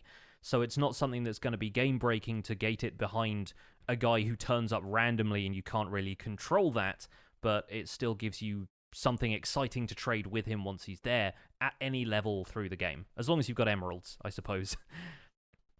Moving on to the main discussion for the week, we thought it would be fun to take a look back at the 100 episodes of making a podcast about Minecraft. I'm calling it Behind the Mic Block, and I thought it would just be fun to talk about how we make the show and what goes into it, and I guess the in and outs of the Spun Chunks week to week. Yeah, it's funny because I was listening to episode 1 the other day, just in context of it being episode 100 and kind of seeing how much has changed and how much has stayed the same. And I think the structure of the show, aside from adding listener email, was basically the same. So I feel like it's kind of nice to have a conversation about Minecraft every week. Even though we're both, streamers and content creators ourselves, we tend to always have something to talk about, and just checking in with how those projects are going, digesting everything and sharing it with the community has always been one of my favorite parts of doing this show.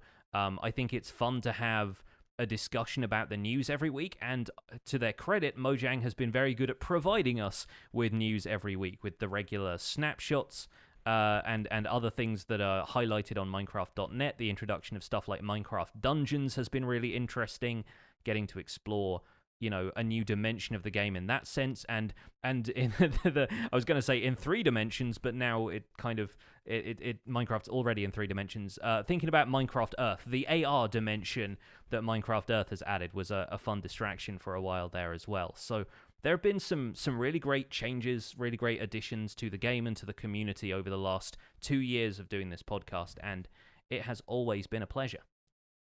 I agree. To me, it's one of those things where I'm probably gonna do this anyway. Like I'm probably gonna talk to friends about Minecraft for an hour or more a Yes. week anyway. And And depending on who so those friends are, they're going to be like, "Oh, this again." well, yes, this is Johnny likes to talk about Minecraft. But Hmm. no, I knew that. I mean, I having been a podcaster for a lot longer than 2 years. I started the Citadel Cafe in 2011, and and having listened to a lot of podcasts, been a part of others. I was part of Comics Coast to Coast for several years. I think I did a couple hundred episodes with them as well. And I was actually thinking about this morning, which is how many podcast episodes have I made, not just of the Spawn Chunks, but like all cumulative. And it's coming up on 4 digits, I think. If you could put all of the shows that I've done together, it's not Hmm. quite there, but it would be a larger number than I maybe want to see written down. Yeah.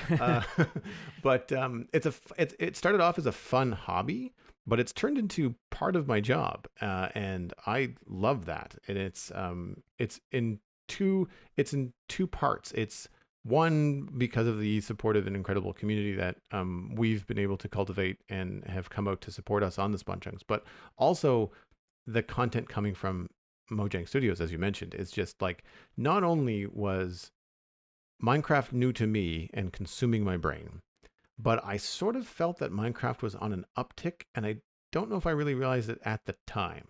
I think it was when I maybe first got wind of the 113 release and what that was going to entail, and that I was just like, wait a minute, this is an ongoing thing. Like this has got some um, what's the word I'm looking for? Just ongoing content, from the developers. It's got momentum at that stage. Momentum, Yeah. yes, yes, yes, yes, yes, yes.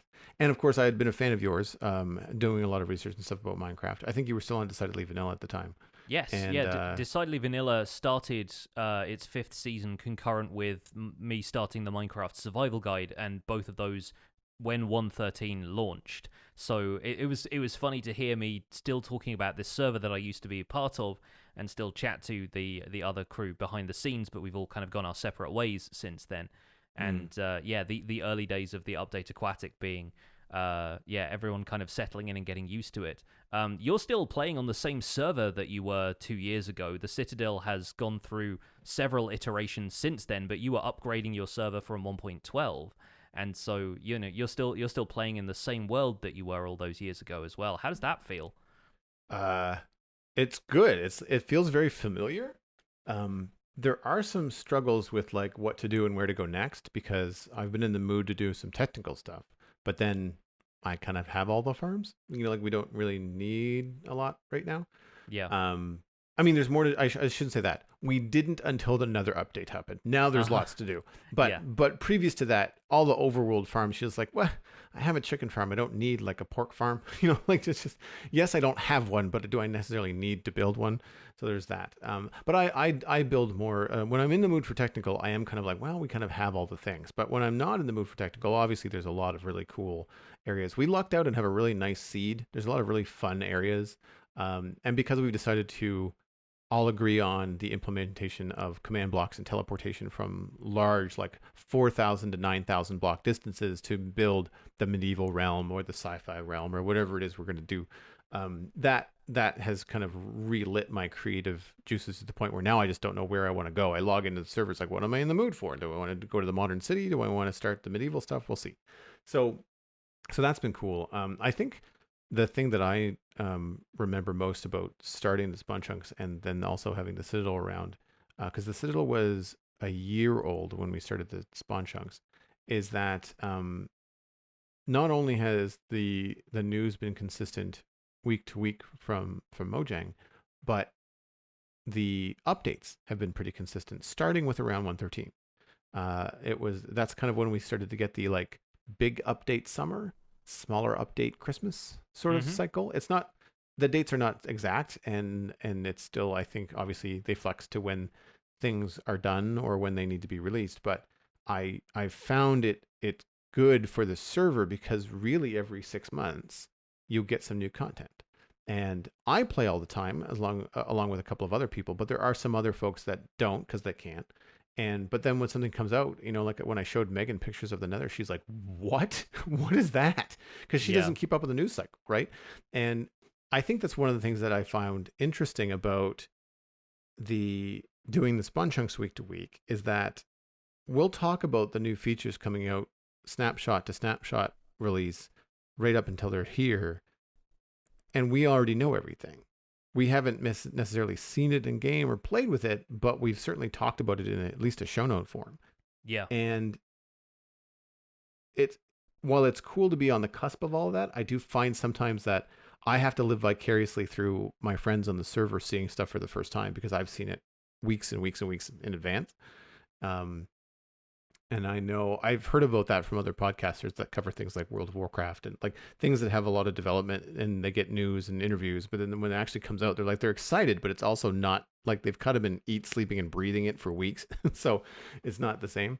But yeah, I really hats off to the current momentum of Minecraft. And I feel like it's really there could not have been a better time, in my opinion, to start a Minecraft podcast than 2 years ago because, I don't know if you remember, but I had you on the Citadel Cafe. It was episode 261. It's called Pixel Riffs and Hockey Sticks. And the thumbnail is actually a picture of one of your obelisks from, I think it was Decidedly Vanilla.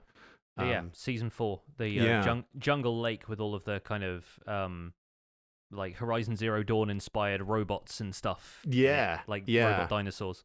And that was well ahead of us starting. That was in February of 2018. And then we didn't start the podcast until August. And I think I had you on another time in between then. I can't remember what it was for. Maybe it would have been another 200 episode, but it's not coming up in my search. But there was another time when I had you on, and I think it was the idea of there wasn't any other Minecraft podcast running at the time in 2018. There were some archives. They were like 3 to 5 years old. And much to the conversation that we had in the render distance, they were really vulgar. Like it wasn't an easy listening show. So I thought, wow, there is a hole here for a family-friendly, all-inclusive content podcast about Minecraft. And I'm really glad that we did it. It's 100 episodes. Podcasts hit 100 episodes quite often. There seems to be a big celebration on YouTube when people hit 100 episodes. But podcasts, well, it's a nice landmark and it's good to reflect. It's not like the be all end all, like because people hit the 100 episodes on podcasts all the time. But it's for this particular show because of the level of support it gets and the amount of fun that we have making it. I'm really happy that it's something that has not survived, but something that has just shown its test of time. Like it's not going anywhere anytime soon, and that's a good feeling. I like that it's something that we can continuously make that's fun, and from what we've heard and from our inbox has value for people, which is great. Yeah, absolutely. In the time since we have started Minecraft, it has also become the world's best-selling game. It was on that trajectory already, and we knew that for certain, but it has eclipsed Tetris, which I believe was previously the world's best-selling game, and has now risen to, its peak, but not necessarily its peak, because I feel like the popularity of Minecraft has the potential to continue to grow. And so, yeah, this is, in theory, this could have been a short series of a podcast. It could have just been like, hey, let's make like 10 to 12 episodes about Minecraft and how we feel about it. But since the game keeps coming, the episodes keep coming as well. It definitely feels like one of those things that can sustain itself now, which is really awesome. And I think our workflow has adapted a little bit so that we can sustain it. The quality of the show has gone up, and my transition into being a full-time Minecraft content creator has allowed me to invest a little bit more money in equipment and a little bit more time in projects like the podcast, and I feel like that has kind of shown. We always started with like a good quality product to begin with, because I had a background in recording and you'd done podcasting for close to a decade, and I think we've just kind of gone from a strong position to an even stronger position at this point, which is very cool. I think you wanted to cover a little bit about the process of making the podcast for folks who haven't listened into any of our Patreon content, where occasionally we'll do quarterly hangouts that take a look behind the scenes of how the podcast is doing, and we can kind of clue people in a little bit towards our process of making the show. But should we talk to people about like how we make the show, just for anybody who might be interested? Yeah, I think so. I think we can get the technical stuff out of the way quickly because that's going to be the first thing people ask. The mic that I use is a Blue Microphone Yeti, and it's actually showing its age. It's about 8 years old or more, probably. Well, I've had it since I started the Citadel Cafe, so it's 9 years old at least. Salt of the Um, earth microphones, though. I feel like yeah, a lot of uh, people end up using Yetis. well, anything. I mean, yes, it cost me around 150 Canadian when I bought it, but if it lasts me 9 years, that's a tech I'll invest in. Thank you very much. Hmm. It's plug and play. Like it's pretty good. Any recording issues that I've had over the years have been more software related. Speaking of, I record my audio on my end with a piece of software for my Mac called Audio Hijack. It's from Rogue Amoeba, and it's around $30. It might be a little bit steep if you're just starting off podcasting, but as someone that's been doing it for 10 years, it was worth the $30 to have virtual audio routing on my machine. I could, if I wanted to, import sound from YouTube or live stuff. I could do a bunch of different things, but really what it allows me to do is record both my track, Johnny's track, and a combo track. Johnny only needs my individual track that he edits in later, but having two backups running at the exact same time is just a great idea in case bad things happen. Yeah. The internet does go down, Discord does get choppy sometimes, so it's nice to have those files on hand. And then so that's me for the technical. So what are you doing for the technical side?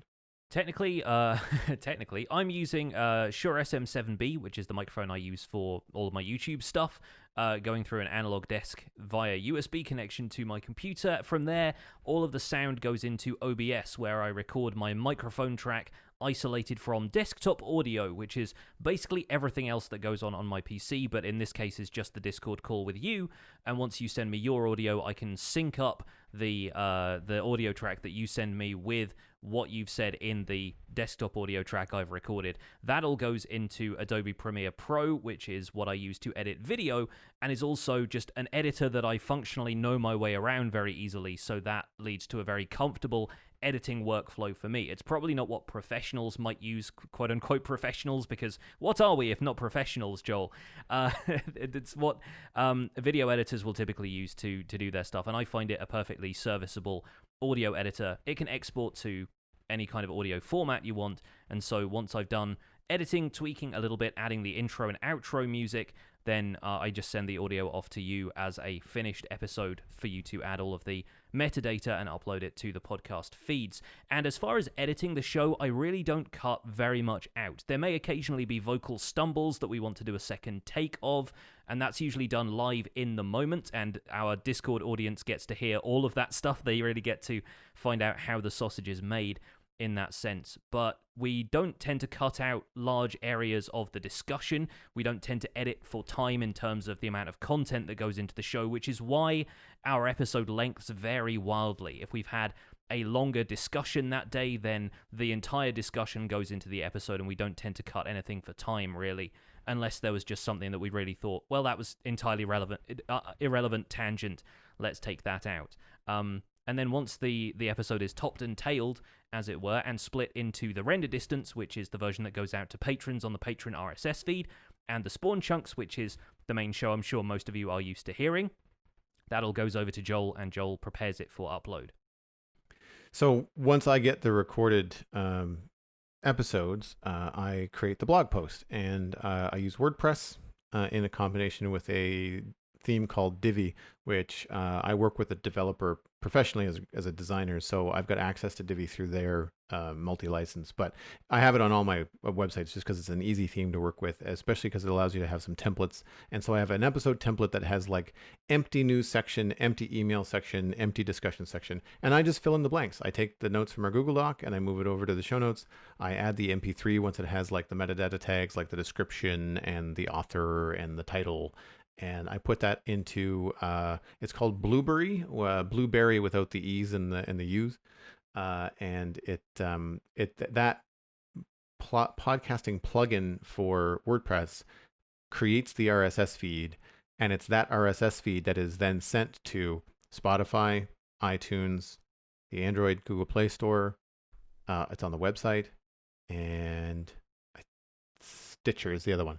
So there's a bunch of different places that all get the same feed. So it's great for me. I only have to do the one thing: make the blog post, make sure it's in the podcast category, and hit publish. Done. Goes to all the places that most people get their podcasts. The only separate thing that I have to do is the Patreon post. The Patreon page, it has a really cool feature that has its own RSS feed, and that allows us to have both the spawn chunks and the render distance on an RSS feed. So patrons can subscribe to the RSS feed on the Patreon page, and then the same way that you would get a podcast from your iTunes or from, in your podcast app, say on your phone, you can subscribe to the RSS feed from the Patreon page and get the render distance right on your phone if you're a patron. And so it's the same experience. You just have to do one extra step to log in and get that RSS feed, and then you have the option to have both. And I've done that before with other podcasts that I support where I don't have time that week to listen to their full extended version, and I have both on the phone because I subscribe to the RSS feed. And then before I obviously push publish, I do have to make the show art. So I do the title card every week. I usually just pop into a Minecraft world that's just called Spawn Chunks title cards, and I just fly around, look for a cool spot that's relevant, maybe spawn in some mobs that we might have talked about on the show, and take a screenshot. I do mess around a little bit with it in Photoshop just because, especially lately where the Nether is such a dark biome, I will often add a little color correction or brighten things up a little bit so it's a nice clear thumbnail. So when we post it online, we've got something cool. The reason we do that is because most people click on links that have photos or images with them. Yeah. And so that helps. And then also the show goes onto YouTube, but that's you. So that after it's all published on the website, I then send the show art back to Johnny, and then he puts it on YouTube. Yes, and so if you're one of the folks who listens on YouTube, that's kind of my responsibility because I know the back end of YouTube pretty well at this point. So yeah, it just gets uploaded the same way a regular video does, except I've imported it into Premiere Pro one last time with the full show attached to a timeline that just cycles between the Spawn Chunks title art and whatever the episode art is for that week, and that just gets uploaded as a video, which is surprisingly large given that there's only like 2 images in the entire video, but it's an hour plus worth of audio, so I guess that's where all of the data comes in. But then that gets uploaded to the YouTube feed usually the same day, depending on how late in the day we get to publish the main show, and that's the entire process more or less in a nutshell. Except it's not, because occasionally we like to have guests on the show, and guests, while they are lovely to have, also introduce scheduling things that we have to work out and how to get their audio, where all of our guests thus far have been very kind enough to record their microphones isolated in the same way that Joel and I do, so they can get their audio over to me, and they've always made it a very smooth process. And at 100 episodes, I think it's a good thing to thank all of the guests that we've had on the show up to this point. It's been a pleasure to talk to folks from Hermitcraft, folks from the wider Minecraft survival and creative community, Minecraft and education folks like Adam Clark, server owners who've been, plugging away at stuff for a while, like Fixit.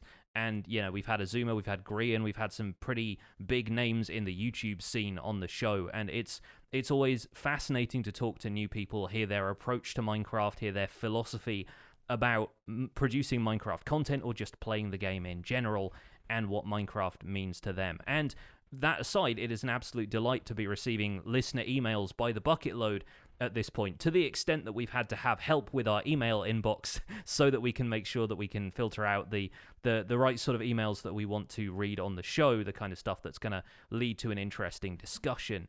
And it's been great to have a community that supports us in that way. So thank you, listeners, for that. Oh, 100%. Like it is mind-boggling the amount of email. Like I just did not have time to read it all. But speaking of thank yous, actually, that brings up a good point.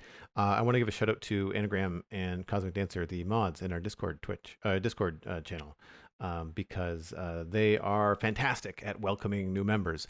Something else that happens at a rate that I can't keep up with, which is phenomenal. But it means that there's a lot of people that need to have like, hey, here are the rules. Welcome on board. Just read this before you get going. And this goes here and that goes there. You'll find it in general. Please don't hesitate to ask. But I always find the welcoming community in our Discord to be super awesome. But I know that Anagram and Cosmic are the ones that are setting the example for that, as well as other members. But there's too many to thank. But the mods are doing a fantastic job. The thing that I was wondering about your process is, how do you get ready for the show? Like what does your prep for the Spawn Chunks look like? adding stuff to the show notes and making a cup of tea, usually.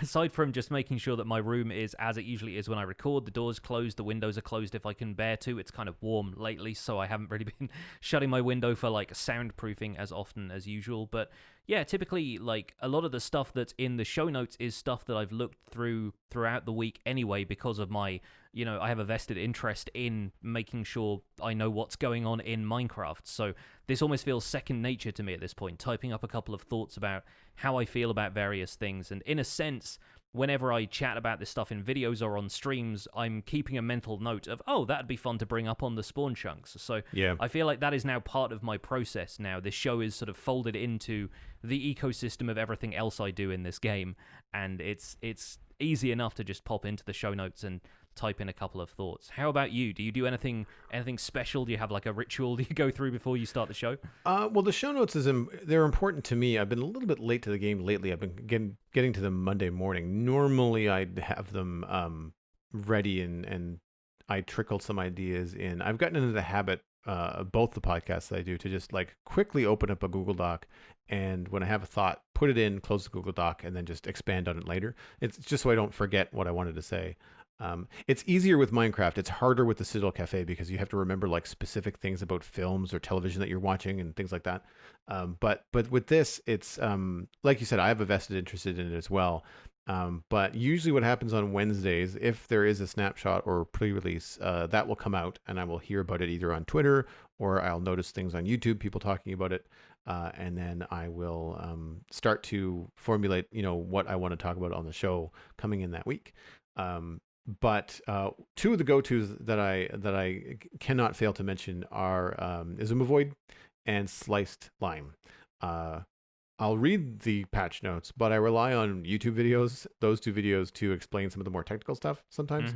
And they're fantastic resources for those snapshot upkeep. So that's kind of like my behind the curtain. It's like, yes, I do the research and I do read the patch notes, but I totally watch YouTube videos. It's like the Cole's Notes version. It's like, here's this thing that are, it's like, here are the things that are probably going to matter to players. And then here are some of the technical stuff that you might not have understood from just the patch notes. And it just kind of gets me in a position where I feel I can talk about this stuff from both sides of the coin. And I like that those videos are a part of the weekly ritual too, because obviously I enjoy both content creators, so that's cool too.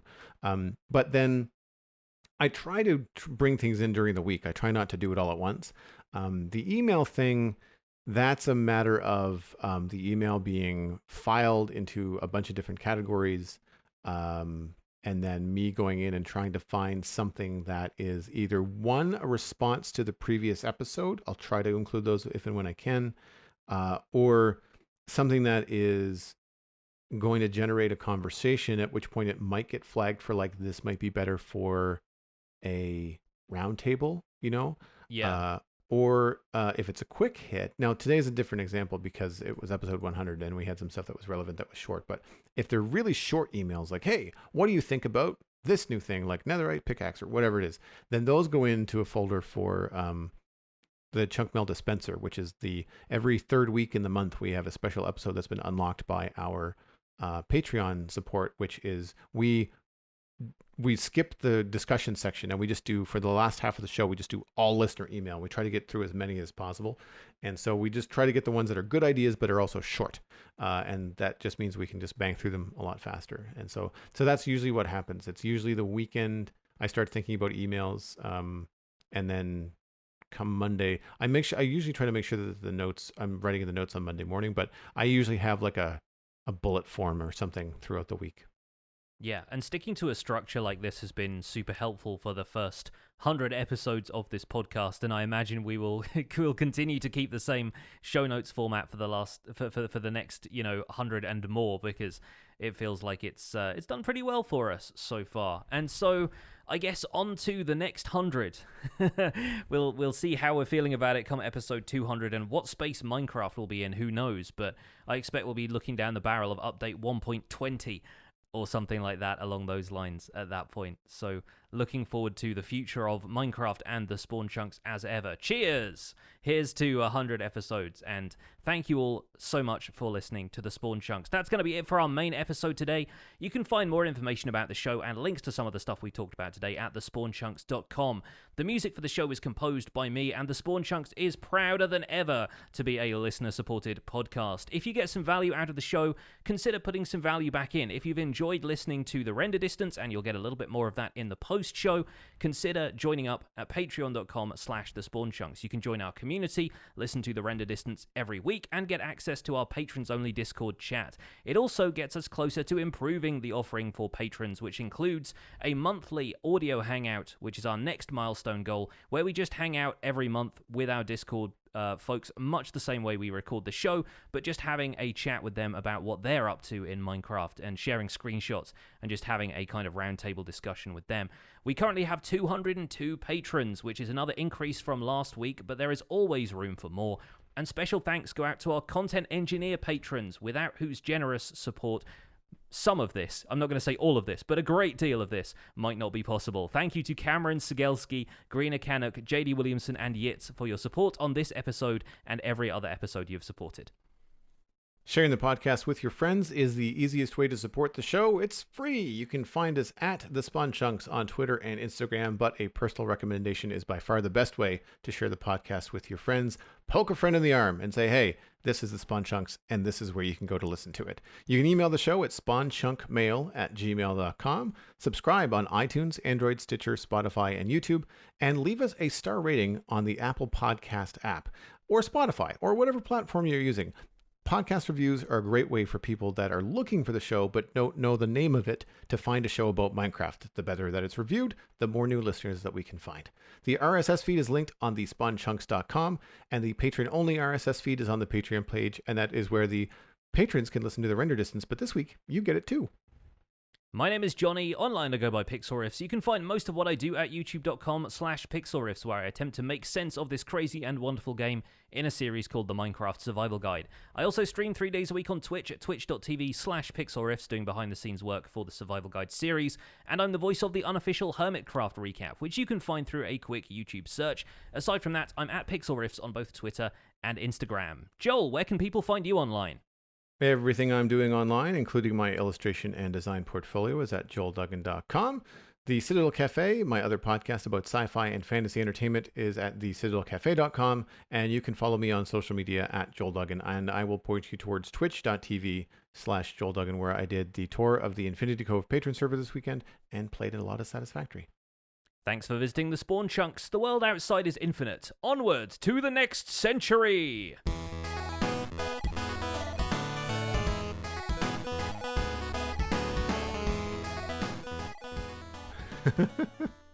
And this is the post show. Yes, we're here. We made it. Yes, which once again, thank you so much for tuning in for the entire show. If you are a regular listener listening to the regular feed of the podcast, or perhaps listening in on YouTube, we typically hang out for another 10 to 15 minutes after the show is done, just to chat about whatever else is on our minds or anything that we feel like we've omitted from the show notes, because sometimes we take so many notes we can't fit it all into what we think a reasonable show would be, and sometimes there's a listener email that we think maybe we'll save this for afterwards. It makes for a good discussion that can continue in our Discord chat, or in this case, Joel is going to tell us a little bit more about what you've been doing in Satisfactory, because I know you're keen to discuss it. So, something that really came to mind this weekend, because I've reached the point in Satisfactory with the game where I'm planning train routes. Mm-hmm. And these things are massive. Like, the train engine itself is, I don't know, 8 meters by 4 meters. Like, it's a big, and it's about Minecraft scale in terms of how this game works too. So like, you think like, 8 blocks by 4 blocks, but it's a single thing that rolls around the world. And it's really complicated in terms of like trying to get the trains to line up, and because you need so much room for these things, because they don't make right angle turns like minecarts in Minecraft. They take let's see, it's 4 by, so it's like a 16 meter area to make a right angle turn, because it has to do an arc, like it has to do like a curve. So yeah, it's interesting. No, 12 meter. That does still seem quite reasonable in Oh a yeah. way. Oh, You in gotta real have a life it's large. reasonable. Yeah, Yeah, yeah, in real life it's reasonable, but you get used to like your Minecraft brain going into Satisfactory. It's like, oh, I can't make a because all the other things in the game, the roads you can make right angle turns just like Minecraft, right? The foundations are much larger. They're 8 by 8 meters, I guess, but the um yeah, the tracks and stuff are huge, because things in this game are just big. Like everything is yeah, just larger than life, which is fun. But it made me think like how much I wish that there was a better minecart system, like that things worked just a little bit better, that it was a better form of travel. Like for example, trains in Satisfactory are the fastest vehicle. yeah, Like you're on rails, you can't go everywhere you want. You have to build the road first, but it is the fastest way to go in terms of land travel. And so, you know, it made me think about like I've been in the mood to do something technical in Minecraft forever because of all the technical stuff I'm doing in Satisfactory. But I'm really enjoying the expansion into trains and like moving stuff around. And I wish that there was ways in Minecraft that you could see more. Like I know with some people's storage systems, like they'll have glass walls so that you can see the items going through on the water streams, and I do that when I can. I just wish there was more like that in Minecraft. I know that there's some mods and stuff that I could maybe try out, but it's one of those things that I'm getting a lot of the Satisfactory. I'm not done with Minecraft, obviously. I'm enjoying both, but I'm playing about the same. I think I'm putting about the same amount of time into both games right now. mm-hmm. And I'm finding that I'm getting a lot of inspiration as well from Satisfactory. It's a much more limited palette. You don't have as many different blocks and parts as you do in Minecraft. But it's also a game that's currently in development. It's not even out yet. It's early access. So it makes me wonder, like down the line, what could be in store for Satisfactory once it reaches a release date, and has all the content in it. But something that I think Satisfactory scratches an itch that Minecraft doesn't is the speed at which you can build massive stuff. Yeah, Like yeah, the train platform has got to be, oh gosh, 100, foundations by 50 foundations. So like it's 800 by, 600 meters sort of things in Minecraft, like big, big, big, big. And I put it together in like an hour, just the flat part of it. I mean, the technical stuff is going to take a lot longer, but the laying out the foundations and filling stuff in does not take that long. yeah, It's kind of like a sip a drink in the evening and just kind of mess around with it before you go to bed and it's done, sort of thing. The technical stuff in Satisfactory, the sitting down and figuring out the puzzles of this thing is making 45 items a minute. It has to be split into 3 so that each of the other machines get 15 things a minute. They're spitting something else out that you have to send somewhere else. I love that aspect of the game. It has a real puzzle quality to it, but that stuff takes an eon. Like yeah. the game is just, I swear to you, if you're watching one of my Satisfactory streams, 45 minutes of it cumulatively, not all at once, but 45 minutes of it is me staring and thinking at not just blankly, but like we're looking around a build and just trying to parse out like what's the best way to approach this, how many buildings do we need, where do we put the stuff when we're done. And so it's been really fun. And I'm at that stage now in Satisfactory where I am comfortable enough with all of the game mechanics. And I remember reaching this point in Minecraft too, where I'm now attempting something massive, where I'm building Devastator, the big factory that's going to essentially eat the world and make all the things. And I've decided to go 80s Transformer themed. So if you're familiar at all with Devastator, Devastator was he was the big guy in town back when I was 6. There's a lot bigger since, but Devastator was all of the construction, all the Constructicons, the backhoe and the bulldozer and stuff, and they all combined 5 of them into one giant robot, where like each robot would make a leg or an arm or a torso. I'm Googling this as we speak, and there's a very neon green and purple aesthetic going on here. Neon green and purple, like it is. And Satisfactory has that kind of mood to it, where like you can paint things whatever you want. You're not there to make friends with trees. You're there to mow things down, essentially. And so while you want things to look pretty, you also have the ability to just kind of like do whatever you want. And what's cool about Satisfactory is that the paint gun, you can have preloaded colors. And once you change one of those preloaded colors, it will change everything you've already painted as well. And Yeah. there's a default kind of like classic factory orange and gray. And if you change the default, then everything you build from now on will be painted that color. And only when you want to change it do you have to change it. So I'm going to mess around with the default eventually and get like this neon green. I may not go that neon, but I'm going to go green and purple. And I'm in the Rocky Desert Zone, which is all kind of brown and blue. So it's really going to stand out. Like Yeah. it's going to be kind of an eyesore, but kind of awesome at the same time. Yeah. And so because you have control over the color, it gives the limited amount of blocks and textures that you have a higher range. Because imagine in Minecraft if you basically had an RGB slider for blocks, like just the palette would be endless. And that's what this is. It's like you do only have a few textures of metal walls that you can put up, but you can change them to every color in the rainbow, which is cool. So yeah, I'm looking forward to that, and it's just got me thinking about like when I was in, I want to say it was after I did the Guardian farm. Once I started to get beacons, I'm trying to think about the biggest build that I did. Probably my Nether hub, but I would say it was probably a solid year of playing on the Citadel before I reached a comfort level in Minecraft where I'm just like, yeah, I can handle anything. Like it's gonna be big, and I have to plan it. But if I can figure it out, and that's about when I started to feel really comfortable with the game, and things really started to come together quickly, and I really had a vision, and then I was hooked. Once I knew that I could handle big things in Minecraft and complicated redstone project, then I was like, okay. Then the world just kind of opened up to me, and it's no longer I have to watch a tutorial or I want to do this, but I don't know how. Now I kind of like, I know the general how. I may have to go into some details, but with Minecraft, like I'm very, very comfortable, and I'm just on the edge of that with Satisfactory. There are still some things I don't understand because I haven't unlocked all the tech tier yet. So nuclear power is there. I know it exists. I know there are some complications with it, but I haven't messed with it yet. So I don't know the ins and outs. Same with aluminum production. I haven't gotten there yet because I kind of ran out of room in my current factory design. So I'm really excited about this, and it's making me want to do more technical factory stuff in Minecraft, but yet I have to do it in the overworld if I want to move items around efficiently.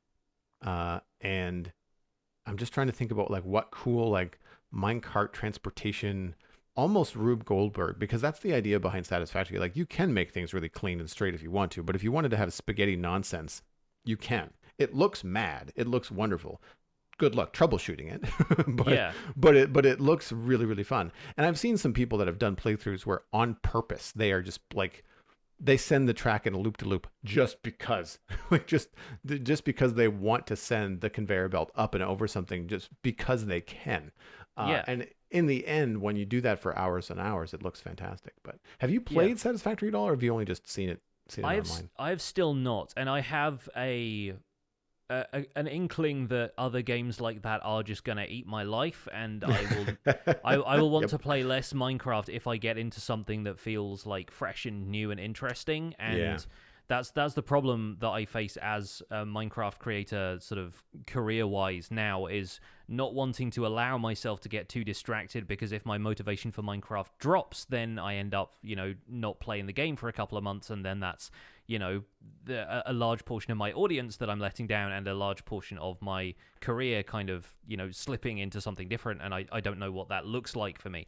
But yeah, it's really interesting hearing you describe it, because you're talking about, obviously you can build some really big stuff pretty quickly in Satisfactory, but I get the sense that with the train stuff, as an example, that really only does one thing. I mean, it might carry a lot of stuff, and, you might be able to transport yourself around very easily using it, but like it is designed just to be a train station. I feel like everything, because of the nature of the game, and this is absolutely not a criticism of games like Satisfactory, but everything is designed to have a discrete function, whereas everything in Minecraft is designed to have an abstract function, and it's all put together from so many small pieces, instead of like Satisfactory, or probably a game I'm slightly more familiar with, No Man's Sky, You get enough Yes. of 2 or 3 material components, and then you build one giant like cube of storage or one giant cube of base that you can just plop down, and it looks roughly the same as usual.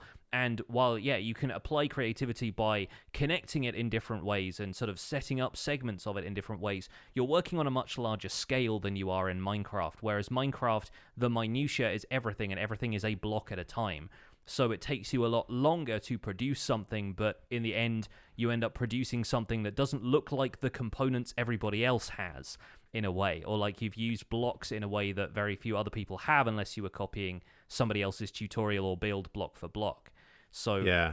like it's really interesting hearing the ways in which the other games have kind of made themselves different but still allow for the creativity to come in how you lay everything out, and whether it becomes something hyper efficient and the creativity is from like how all of that stuff is enabled to work at its highest level of function versus the stuff that is a bit more creative and, you know, madcap, like stuff flying everywhere, Jetsons World of Tomorrow kind of style thing where everything's going through tubes in the sky for no apparent reason.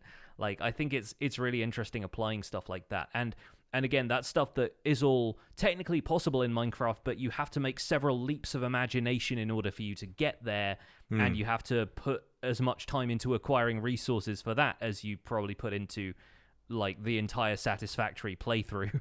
It's just you mining sand in a desert somewhere so you can have enough glass or whatever. Yeah, I think too, the thing that I like so much about water systems in Minecraft and item transport stuff and what happens in Satisfactory is movement. Yeah. And movement is very often missing from Minecraft. They've done leaps lately in 1.13 and onward that include more of it. Bees, for example, ambient stuff flying around, fox scurrying around. Like there's more movement now in Minecraft than there ever was.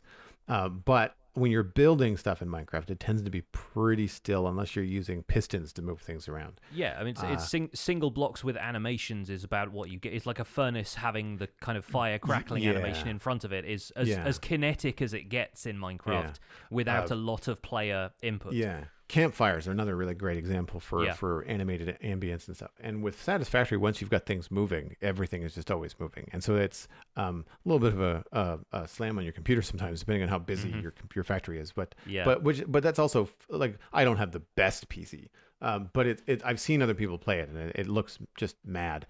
But what I find so interesting now, and this is where I find that I'm at that level where I am now running into situations where the power pole that they give you in Satisfactory is a power pole. It is the size of a stop sign, roughly, maybe a little bit taller. That's it. That's all you get. So if you want to move power across the map, or if you want to move power 40 feet down the factory, it's the same thing. And so I'm arbitrarily building giant power poles because I want the power thing. I want my power line that goes across the map to be, one, visible from a distance, and two, look like a big power line, like the ones that you'd see kind of like in our world. Yeah, and, like electricity pylons like running across a field somewhere or whatever. Yeah, big things, 40 feet tall. And so in the process of doing that, I'm then now combining, because you don't get anything thicker. So I'm trying to combine different components that are all meant for other things. What are they called? Conveyor lifts and conveyor poles and conveyor stackable poles, and putting them like at the base, kind of like piling stuff up at the bottom of these power poles to try and beef up the bottom of it so it looks like more substantial. Like, this is an important power pole. It powers the thing next to it. No, take note. And so that's why I think I'm just hitting that stride with Satisfactory, where I'm using things like pipes that are meant to move water across the map, but I'm using them to make it look like you've ratcheted something to the side of a mountain, and that's where I think the creative fun kind of comes in, and your base and your factory builds start to look very different from everyone else. Like, I watched a video online the other day where somebody was building circles in Satisfactory. I was like, how on earth do you build circles? And basically it's just a matter of building these foundations at the right angle, because this is where Satisfactory has some shortcomings compared to Minecraft. There's no coordinate system. There's a compass, but there's no coordinates, and there's no Y value. You can never tell, like, I say Y value. There's no vertical value. You can never tell what height you're on. You're using an inflatable pocket dimension, and you're basically assembling things at the speed of light and yet you can't tell how high you are. Yeah. And so when you're trying there's to no, line like, things up, depth meter or anything. no, Yeah. when you're trying to line things up across a large distance, you're like, oh, I guess I have to build 1,000 meters of concrete slabs to get there to make sure, oh, I'm glad I did that because I'm 2 foundations higher than I think I should be. So stuff like that is a little bit tedious. But what's nice about, like, I can't remember where I was going with this. The flexibility of it is that it has the same no gravity as Minecraft. So if you build a foundation up in the air and you move stuff around it, nothing happens. It just floats there. And so you can get into some cool stuff with, like, building, like, you could essentially build something that looked like it had like repulsor engines or something. So it'd be like a floating platform. The way that they get around is just really fun. And I really enjoy the juxtaposition, and I am getting more and more inspired to do cool things in Minecraft by building in Satisfactory. It's never going to happen. It would be something I'd have to find a mod, but I would love that if there would be some sort of conveyor belt or other way to move stuff around that you could see. I wish that in Minecraft, if you had a minecart that was full of stuff, instead of a minecart chest, you had a minecart with just the texture of the thing in it. Yeah. You know what I mean? Like, so if you had a minecart with that was full of grass, it would have a grass block in it. It doesn't have to be fancy. Just a single grass block is fine. But then to see that go back. Barrels with contents and, like, being able to open a barrel and actually have the item inside it, kind of the same sort of aesthetic. Yeah, that kind of a thing. There's just little things that you think, like, man, that would make minecarts. Basically, I just go back to minecarts. It's like the combination of trains and conveyor belts in Satisfactory is kind of like where I land on minecarts in Minecraft right now. Like, I'm itching for them to have more content, and I'm wondering. I know that we haven't mentioned it too much on the show, but there's been all these rumblings in the community about a quote unquote cave update. But I'm less excited about a cave update, but I would be very excited about a cave update including updates to minecarts. Yeah, which would go hand in hand, right? Yeah, a mining update of some kind would definitely be the ticket. And 2 things before we wrap up here, because I know we are basically at our usual time. Yes. First of all, I'm fairly certain a conveyor belts mod in Minecraft has already been made. Yes, I think it has too. Because, of course, like, if you can conceive anything in Minecraft, somebody's already made a mod out of it. But the second thing I wanted to say was in regards to the not knowing your character's height in the world, like the y-axis value.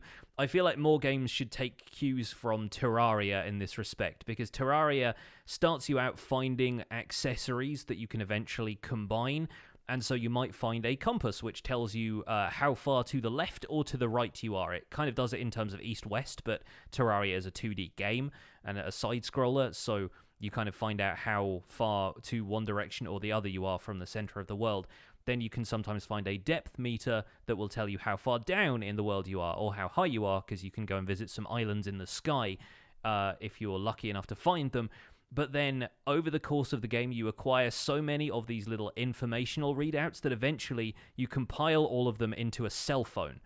And the cell phone has basically a bunch of apps on it which you can enable and disable from the heads-up display that tell you things like the weather, the wind direction, where is good for fishing, the depth, the height, if there is any cable nearby, how many monsters there are, what kind of monsters there are. It gets so granular and interesting. And of course, Terraria, we mentioned before, is the kind of the kitchen sink approach, where Minecraft is a more conservative and sort of like reserved approach to it. And they've kind of gone with, well, of course you could turn all of these into a kind of weird arcane goblin device and then a cell phone, and it all works perfectly well. But yeah, I feel like Satisfactory could use one of those. Satisfactory has some mods, but I've not been playing them because I'm still in my vanilla playthrough. It's one of those things where, like, you kind of want to play vanilla Minecraft before you play modded Minecraft. Mm-hmm. Yeah, definitely. And I'm still very, very confused by people who are like, I played Minecraft for the first time, so what are the mods? And I'm like, no, stick with the main game for now, as we will be doing for the next 100 episodes or more, probably. But thank you, folks, so much for listening to The Render Distance. I hope you've enjoyed today's extended show if you've listened on the main feed. Thanks, as ever, to our patrons for listening in Discord. And as always, stay chunky.